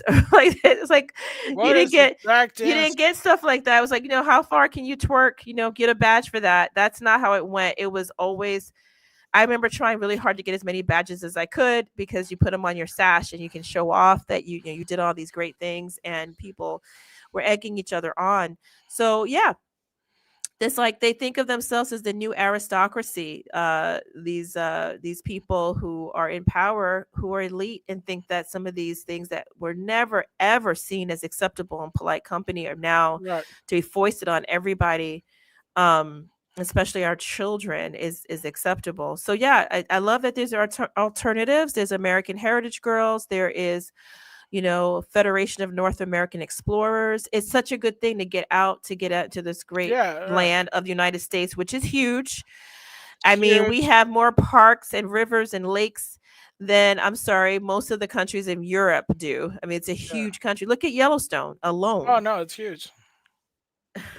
No, it's huge. It's a huge country. You know what I mean? Yeah. I mean, don't you? It's it has the same thing, but you got to be sure they're gonna be actual girls, the protected and hanging out with other girls. So yeah, and actual boys business hanging out with other boys. Right? It's none of that stuff. So yeah, how the cool is funny that? thing is they're really trying to, in a way, alter nature, because when I was their age, I didn't really like hanging out with boys. When I was boys were considered icky. We didn't feel like we want, and boys didn't like hanging out with us.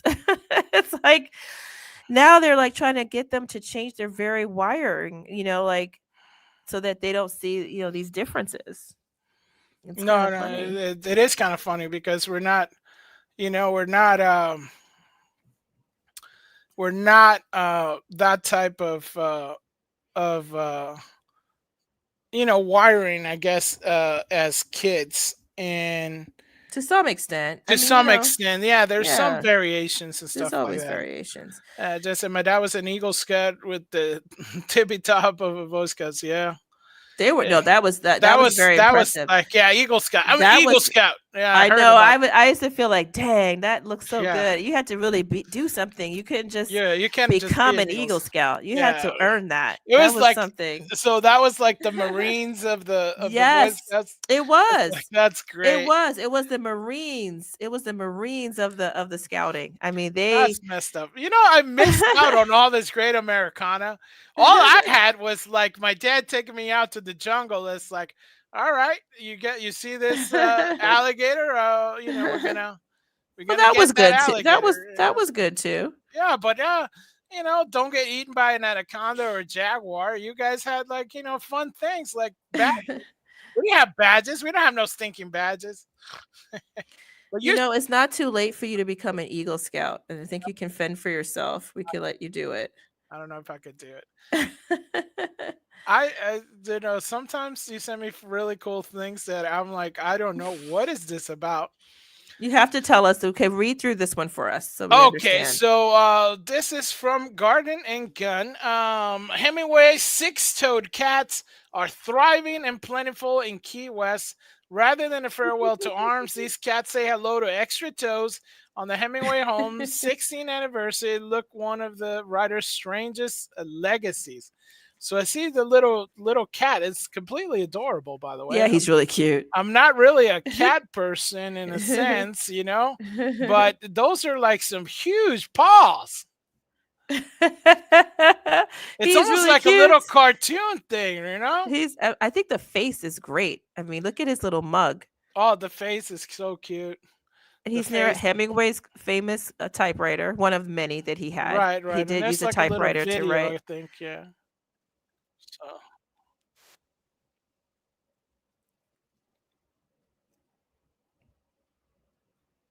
So we can't hear it, but it says at his home in Key West, Florida, 60 cats. Oh, it's just music, yeah. They're known for their extra toes, which makes their little paws look like mittens. Right, they do look like mittens. So there were six-toed cats. They were a favorite of boat captains. Yeah. Yeah. I don't know why, because I guess maybe they have better balance. Yeah, I guess spend more time lounging But I than in guess the they water. kind of hung out there, and now there's a whole community of six-toed cats. And that's really funny, and we have to go see this. There's no question about this. It's easy peasy. We got to go see this. So and they look real cool, like they would be Hemingway's cats. I mean, look at them. They look like they're gonna write an American novel and swig back, some scotch with a cigar, and then go hunting. I know, right? It's like they're fully ready to tackle any kind of libation that might come their way. And I guess it's they do have their paws are like built a little bit different. It's unusual, Yeah.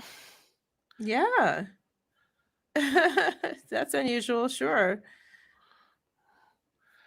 I was like, wow, you know what I mean? It's like it is something. So I guess the author was not the first person to take interest in what they're called polydactyl cats, but he popularized them to the degree that they're often referred to as Hemingway cats.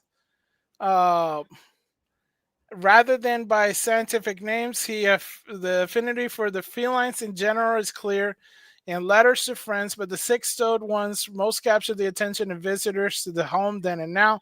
The cat's massive mittens are the result of an easily inheritable genetic mutation that gave them an advantage in catching prey. Most port towns are heavy with this pylodactyl cats because ship captains thought they were good luck, and because they're good hunters, they helped keep vermin down. So one such seafaring feline was Snowball, a white polydactyl cat who sailed from Massachusetts to Key West with her owner, a man named Captain Stanley Dexter. So I guess this is the picture of her. And it was the creature who first sparked Hemingway's curiosity. And the two, writer and feline, became well acquainted on the docks of the island.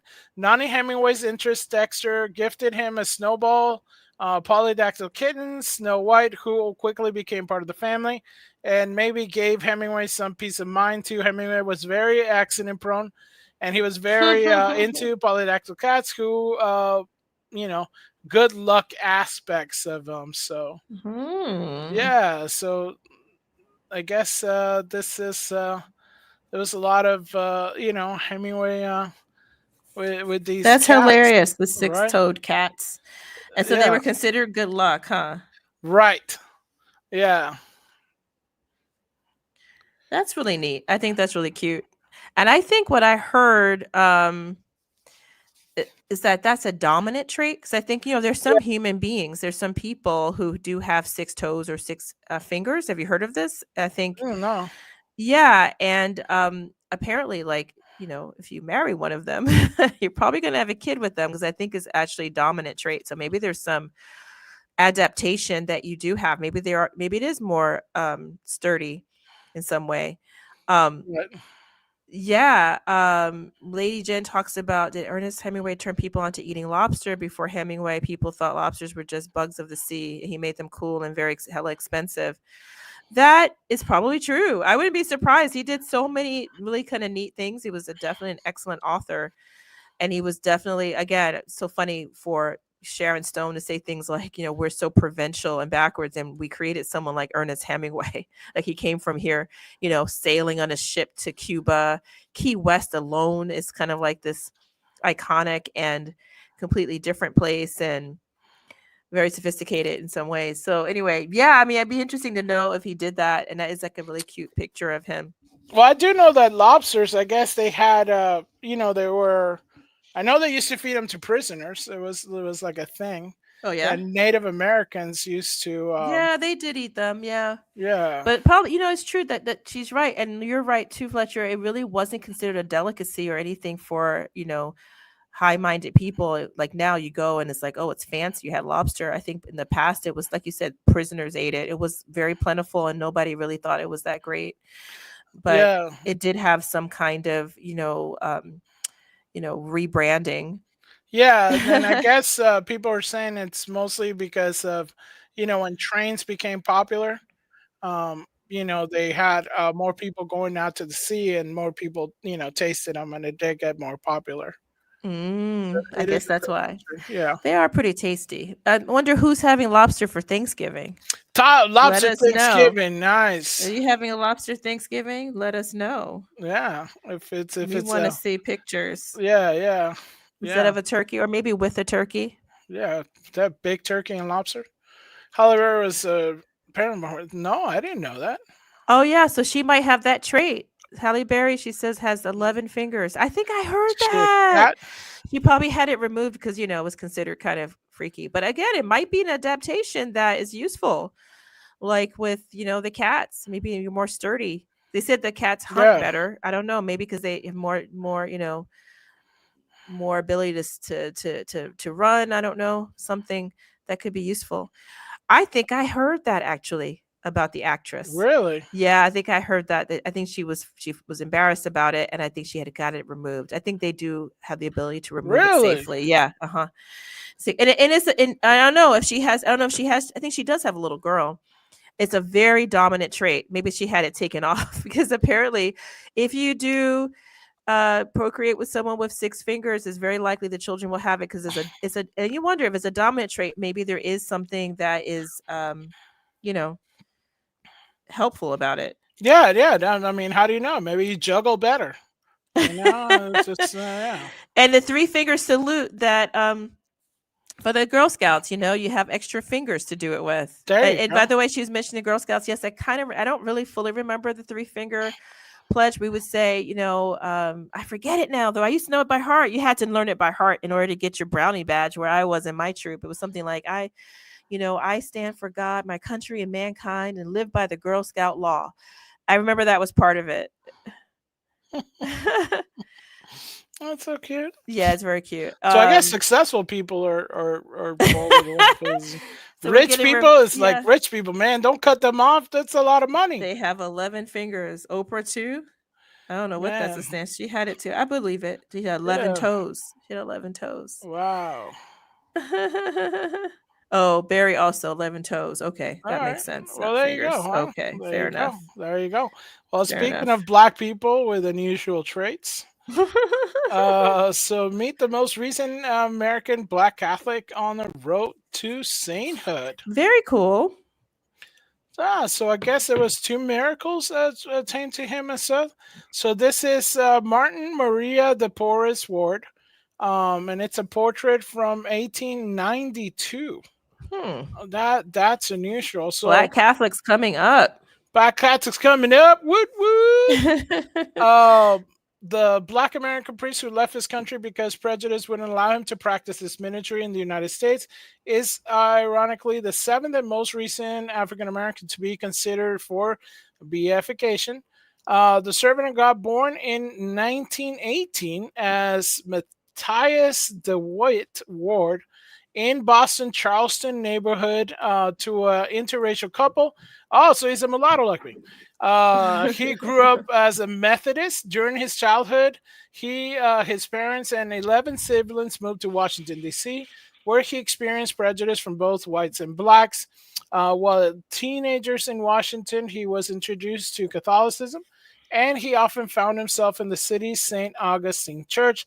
While attending Mass with a friend at age 17, he decided to convert and was confirmed in St. Matthew's Cathedral in 1940. Not long thereafter, he discerned a religious calling, and in 1942, he entered the Salvatorian Fathers Seminary in St.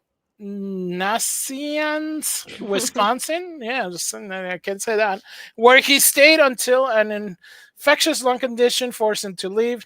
For uncertain reasons, he moved to Brooklyn. Woohoo! There, he was introduced to Franciscan Convention of Friars Minor, and at the time, most seminaries wouldn't take black men. But the Convention of Franciscan accepted him into St. Francis Seminary in Staten Island, making him the first African-American to join the order. Before applying for entrance, he wrote the vocation director, "I received your application blanks, but before I have them filled out, Father, I wish to state that I am colored. I do not know if I mentioned this before, but you did not ask nationality. Now, kind Father Celestine, I would not want to cause an embarrassment on anyone's part, dear friend. If you think it's not wise to accept me, I shall not in any way feel hurt. But perhaps it might be your policy not to accept color just now. Please write very soon to me concerning this.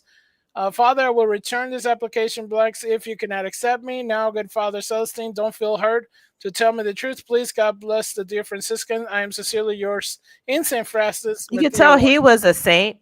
Right. That was lovely. That was a lovely letter. I mean, he wasn't defiant. He wasn't angry. He was, very kind to the vocations director, saying, I just want to let you know, I don't want you to feel bad if you can't accept me because of my race. I understand that. So I think that was just blessed. He was such a holy person. He wasn't bitter or angry, even though that would have been an injustice. And good for the conventual Franciscans taking him. Go Black Catholics for sure. Please put that up. Go Black Catholics, because that's where you're going to see, I think, a lot of good things happening in the Black community. I think those Black Catholics, we need to rise up.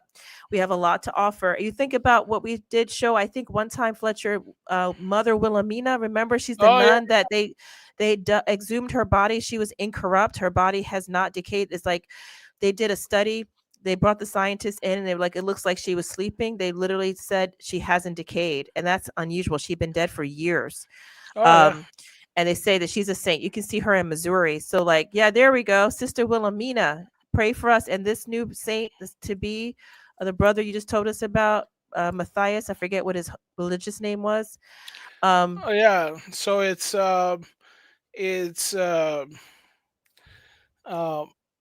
so Martin Marias de Porres. Okay, so Father Martin de Porres, pray for us, because we believe, as the Bible teaches, that no one is dead in Christ. Everyone is alive. They're part of the great cloud of witnesses. And the same way we ask our neighbor to pray for us, we ask them to pray for us. So we ask them to pray for us and for our country. I think it's really interesting that Black Catholics are getting some play. And for him to be on this road to becoming a saint, I think that's fantastic. I think Sister Wilhelmina will probably be made a saint also. Yeah. And there's a woman in Colorado. I think her name was Sister Julia Greeley, or maybe she wasn't a sister. I think she was in the lay life. She wasn't part of a religious order. She also has shown signs of being a saint. There have been miracles associated with her. And I understand that there might be a cause. So something's going on. I mean, I think the holiness of Catholicism and the passion and creativity of African Americans, that's a good combination. Okay, it keeps us in the right path. It's something good about that. And I think it's good that these saints are coming out as great role models and heroes for young people, hopefully. No, totally. I guess he was buried in San Francisco de Assisi Seminary.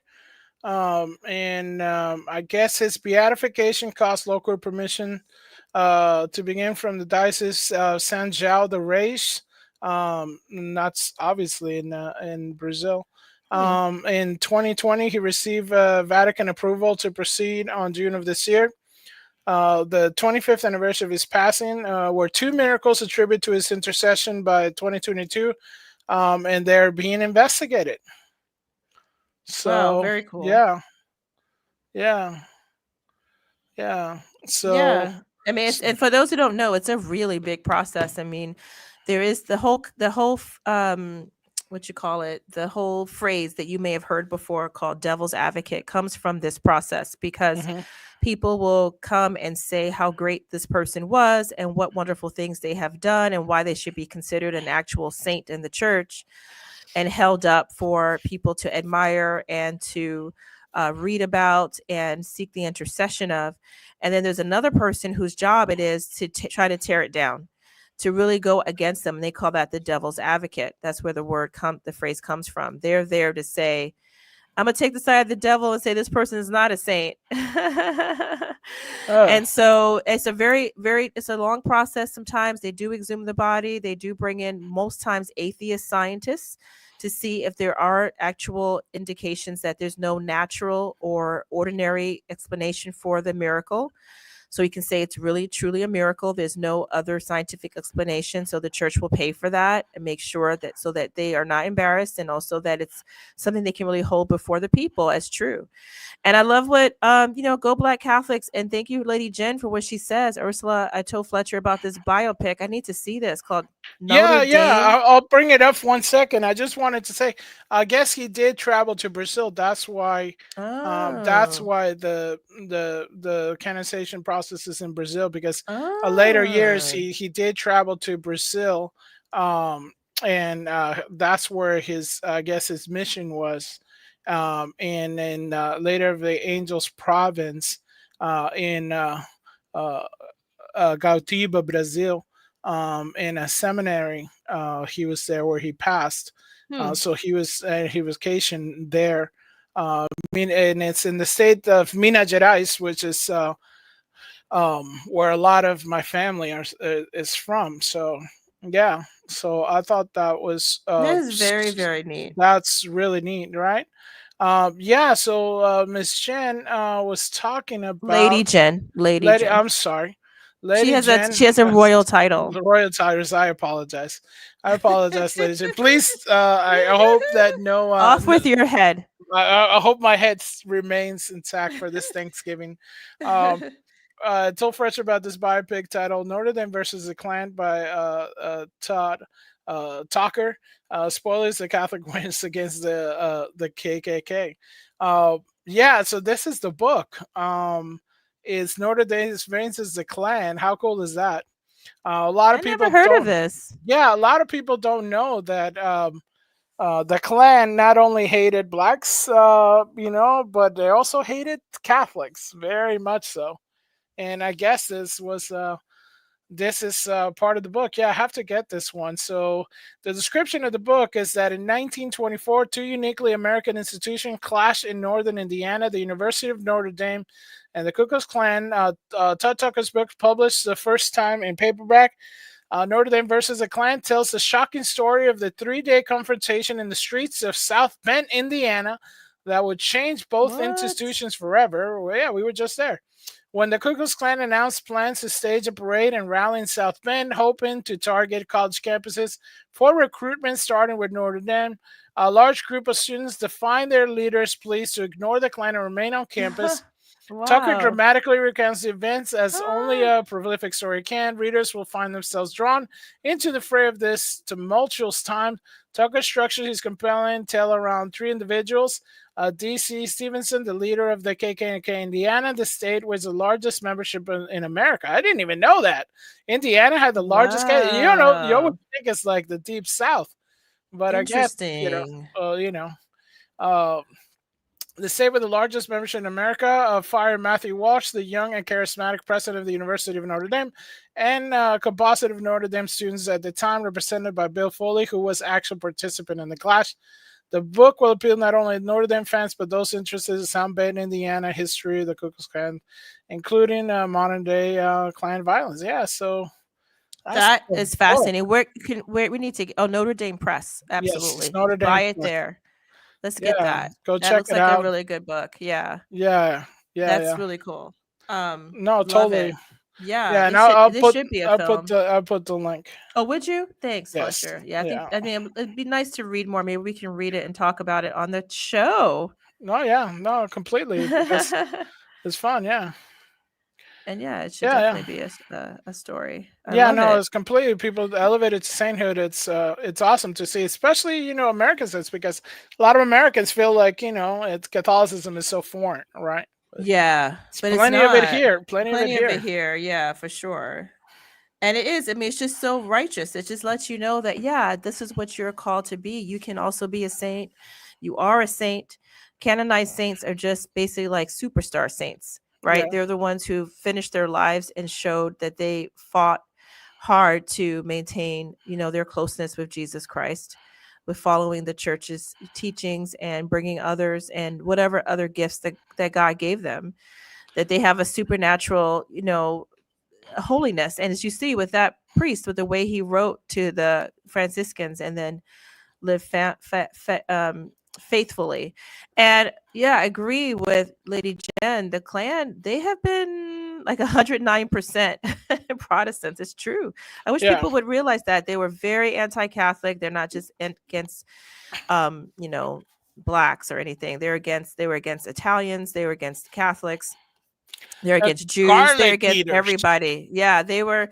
It's a Protestant organization. I don't want to scandalize people, but it's also Democrat. I don't know why people want to deny this, but the Grand Wizard was a Democrat. It was always a Democrat organization as opposed to Republican. Republicans are not KKK. They were mostly Democrat. Look that up. Okay, that's the facts. Oh, no. Those are the facts. Getting political up in here. Mostly Democrats that owned slaves. It was not Republicans. Republicans were the anti-slavery party. I'm not a Republican. I'm not. You all know I'm not. But I'm just telling you the truth. No, that is that people don't want to accept that. But that's fact. And yes, we should get a book club. Let's get a book club. So we're gonna have an Indignant Desert Bird book club.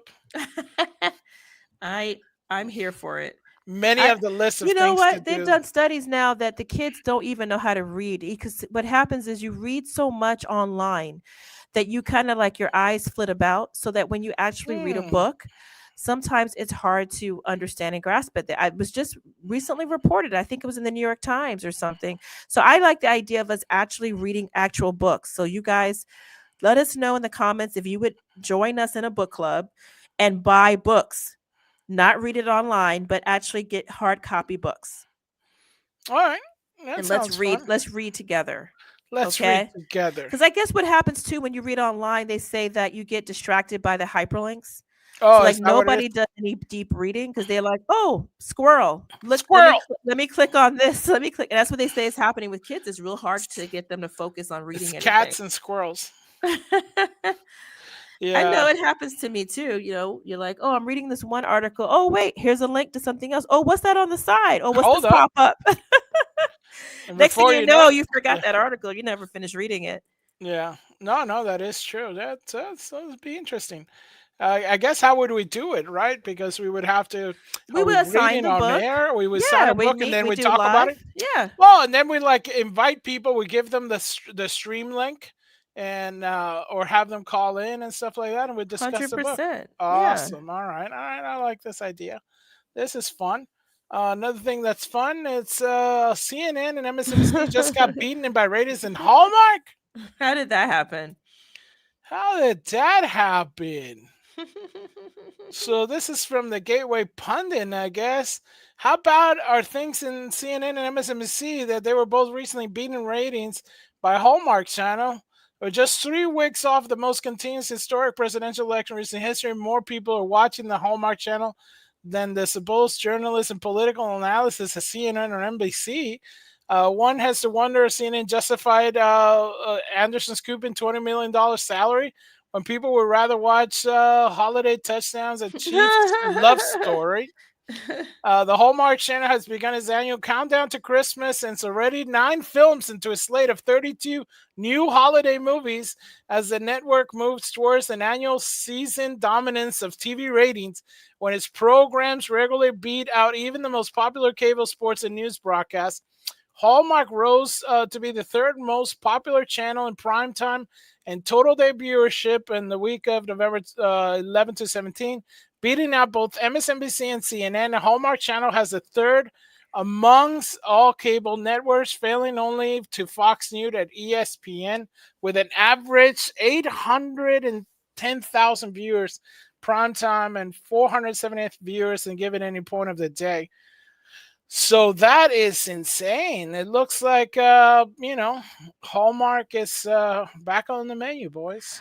I mean, honestly, I think I'm surprised. I think that the real fall from grace for CNN and MSNBC, because the Hallmark is super cringe. It's a lot of fun. It's entertaining. I know you like it, Fletcher. Just admit that you like it. Well, we've been our history of people. We like the dramas. All right. We're into the dramas. We watch soaps, and Hallmark's like soaps for us. Not soaps for you guys, because your soaps don't end.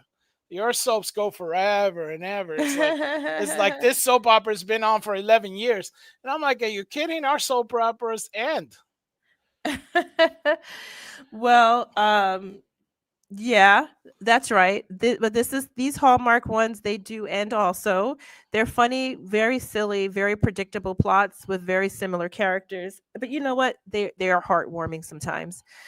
And they are now exceeding in the ratings above, really major news networks. That's insane. No, I mean, yeah. Yeah. I do. I Hallmark movies, they're fun for Christmas. I mean, they're very wholesome. You don't have to think too hard. There is a place for that. There's a place for that. So, yeah. I mean, certain things go hand in hand, and I guess, Yeah. But CNN and NBC, listen, they could easily bring back their ratings by just doing their job. What? You mean they're not doing their job? Just report the news instead of commenting and telling the majority of the audience how bad they are? Yeah. You think that's not going to work? I don't know. Yeah. I don't know. It's all you have to do. That's just crazy. It's funny because I wonder if I mean, I think even that's inflated because the only reason CNN, I think, gets as many ratings as it does is they have contracts at the airport. Whenever you go to the airport, that's what's Oh, yeah. playing. And if you go to certain like doctor's offices, if you Yeah, notice, the DMV. yeah, they have CNN. I think they have paid for that. Yeah, so And a that's lot the of stuff, reason they're yeah. even getting all these views. It's not because it's not active watching, it's people passively watching and old guys. Oh, yeah. Like my dad. Yeah. He'll sit and watch CNN. I know, right? The Yeah, rest it's all of us that are not watching CNN. it. We're not watching that. Telemundo and Yeah. Univision. Yeah. Let's bring back reading, which shouldn't have to say, but unfortunately we have to say then this ain't. Yeah, I mean it's kind of sad, you know. So Yeah, and that's the reason honestly, the people who don't read, it's hard for them to distinguish fact from reality. It's hard for them to have critical analysis or good reading, good skills because we don't read. So we really need to bring back reading because right now what we're doing is watching a lot of images. yeah, We're not we're not remembering how to read something and have it make sense to us. We have things, spoon fed to us by people who don't always tell the truth. So right. we usually don't actually. And Uh, make reading great again. Make reading great again. That's just Magra. Yeah. So yeah, that's I mean it's funny. Which would be our first book? What would be? I like that Notre Dame one, Lady Jen that'd be good. suggested. But Yeah. this we could pick a classic. We could pick I would say Oh. Lord of the Rings, but man, that's long. Yeah, so in other words, how about we start with short stories? Maybe so I don't know. Let's see. I love a great Christmas Hallmark Henry. movie. No, yeah, good Christmas. Those are good. For me, a Christmas movie, I love Elf. Oh no, I love Elf. Lady Jen and I have this in common. That is awesome that she says that. over I know and over. I love Elf. You had me at Elf. I can't even read the rest of it. A Christmas Story. I don't know if I know that one. Santa Claus the movie. I don't know if I know that one. Live action. The Grinch Who Stole Christmas. Yes, that's a classic. Gremlins is a Christmas movie, and okay, she's one of these people. Okay, I still forgive her because she loves Elf, but you all calling Gremlins, Die Hard, and Lethal Weapon Christmas movies are crazy. I know there's a whole thing. Right, it's a whole thing with say Die Hard is a Christmas movie. Yeah, it kind of is. Christmas, I guess it is. I didn't know about Lethal Weapon or Gremlins. That I missed, but I believe it. Okay, it looks like her tradition is to start watching Christmas movies on Thanksgiving Day. I don't have that one. Yeah, we don't have that. No, we never had that. Oh. Yeah. No, we never had the whole watching.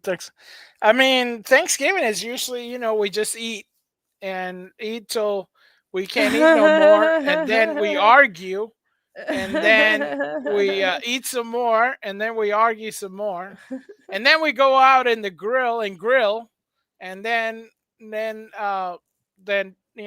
people fight at me like how something should be grilled, and then my mom tells me to burn her steak because that's how she likes it. True. And then we fight some more, and then we eat. So I think it's mostly eating. You could say it's mostly of the thing. So I guess speaking of fighting, I'm wondering if people are going to have fights over politics this Thanksgiving because it was such a contentious election. And please let us know in the comments if you are going to avoid family. As Joy Reid says, she's going to avoid family that doesn't agree with her. Or if, you're going to deal with them, but you're going to be quiet. Are you going to, what are you going to do? If you have, thoughts, please let us know. Yeah, because she wants to, ban MAGA people from the table, I guess, or something. Mm-hmm. Yeah, I think that's what she said. Yeah, she says she can't be around people who might have voted for Trump. So she's like, don't bring them. I mean, but people are doing funny things. They're saying they plan to come and troll their relatives. I don't think that's cool. Oh yeah. But saying something like, "Hey, what are you grateful for?" Right.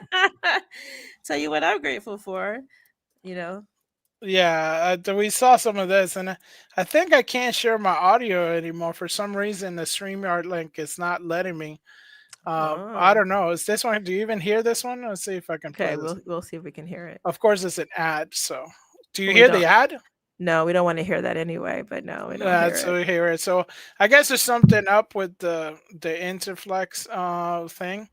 So I guess she said, Or it's against you, Fletcher. it's just totally against me. His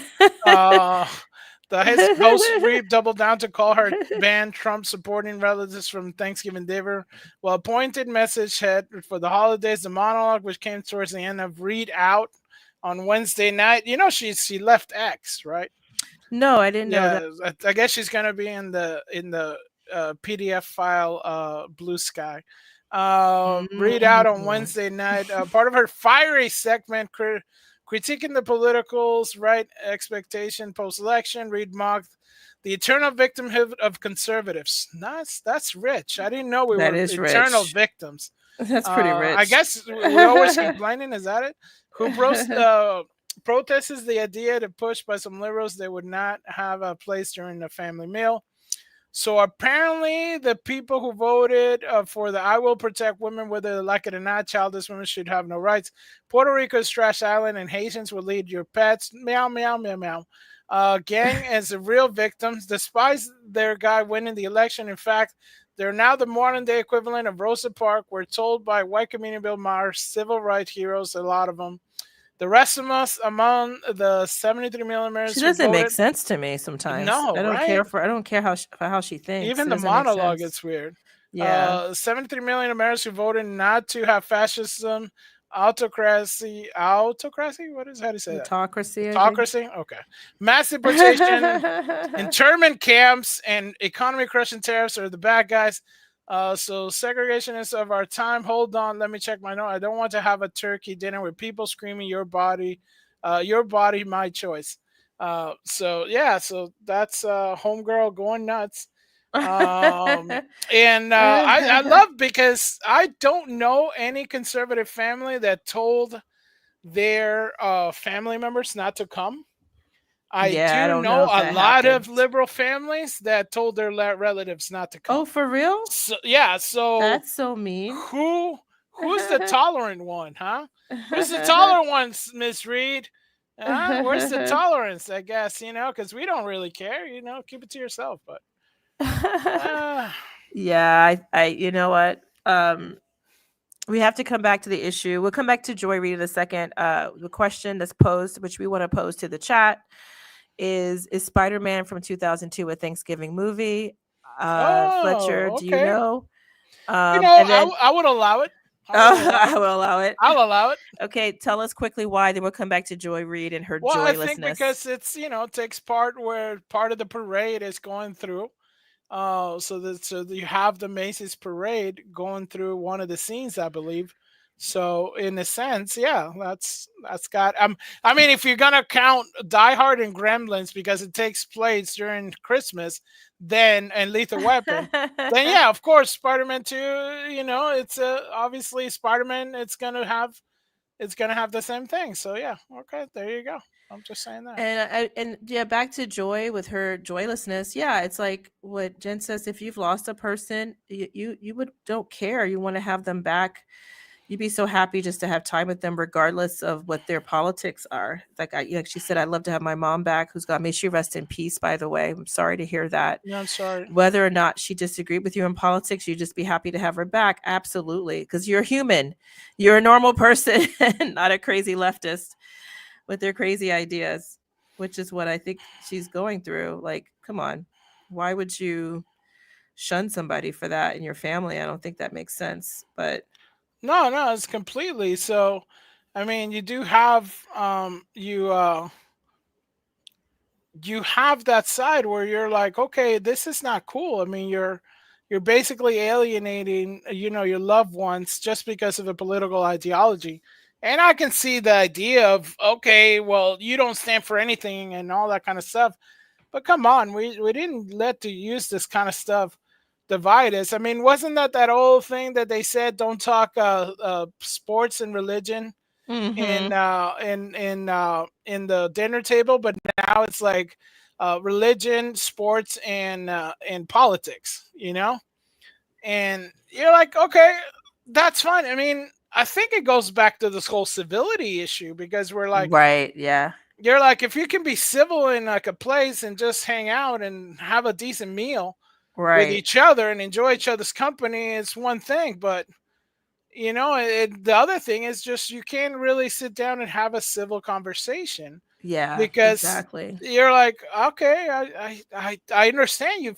I have so many friends who totally think opposite of everything I think about.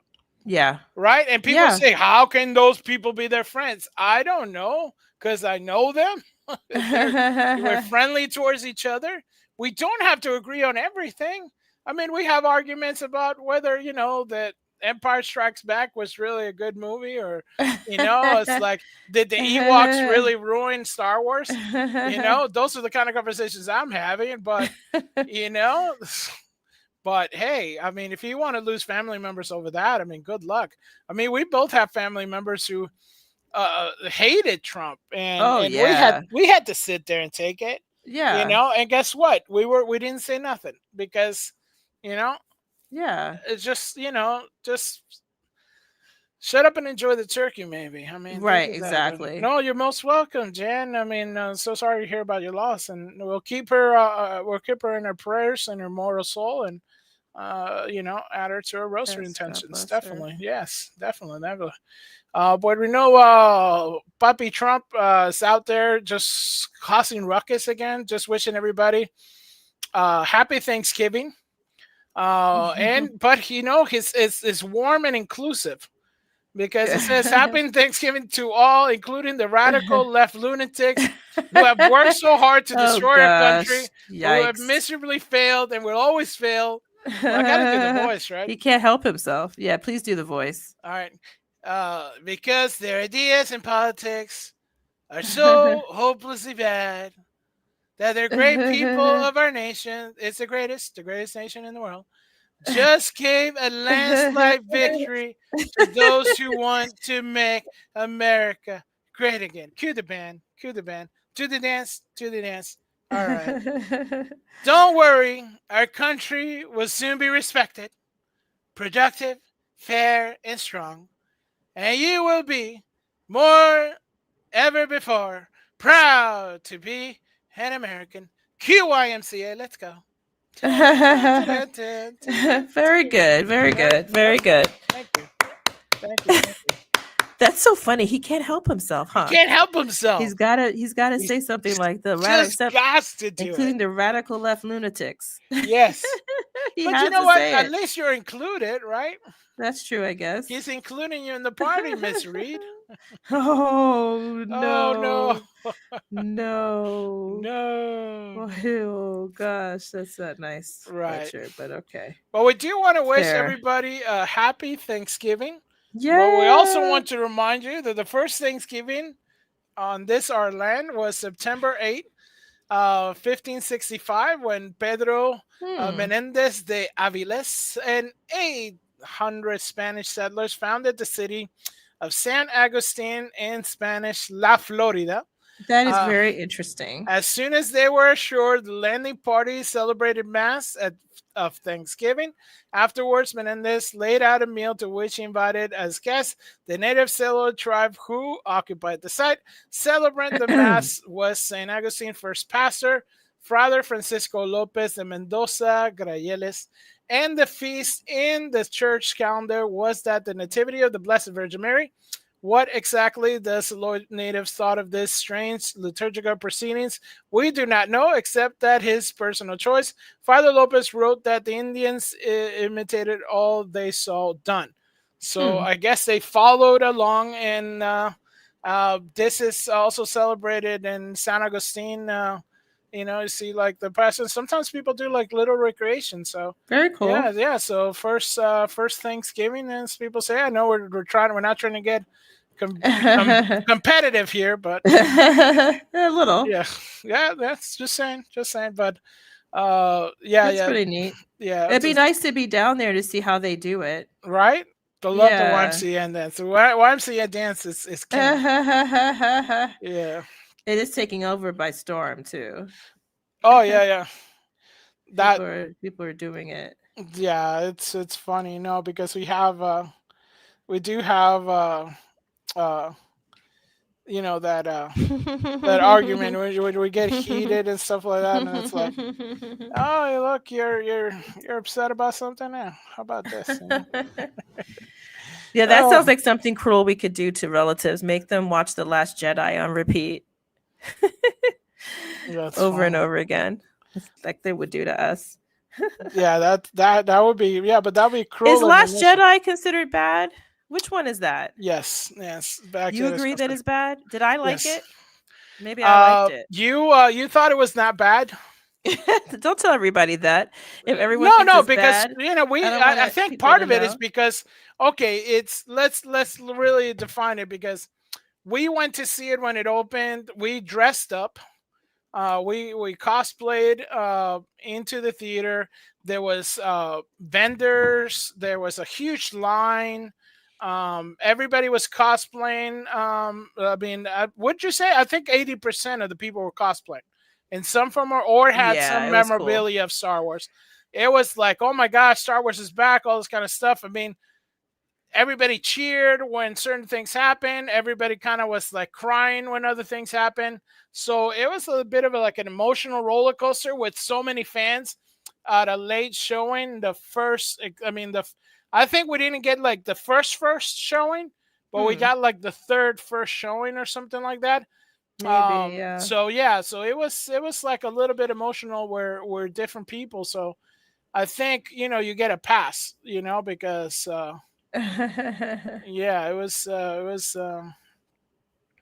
it was one of those things where you're kind of going, oh yeah, that's it was cool. And I think, hey, we kind of gone almost over 3 hours, and we got to start getting ready for dinner. And we want to thank everybody who joined us. We still have a bunch of stuff, but I really wanted to give us time, so we're not rushing. But thank you, all of us who spent time with us this Thanksgiving. And all of you, kind of, procrastinating from going to your family, get up and go. Yes. And if you can't go to your family, call your family and reach out to them. And it's a time of Thanksgiving to have them. Like Miss Jen said, where we don't. Some people don't have their loved one, so please, reach out to friends and family. Certainly, in this time, because these are hard times for people who have no family.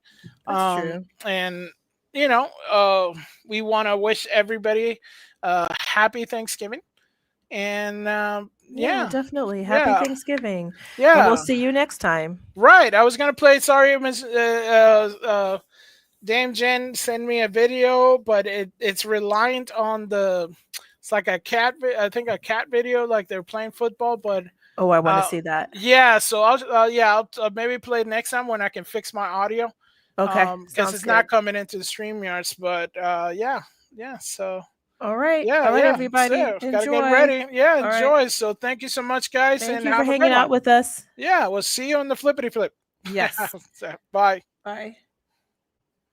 Ave Maria, Maria, rogai por nós, Santa Mãe de Deus, Santa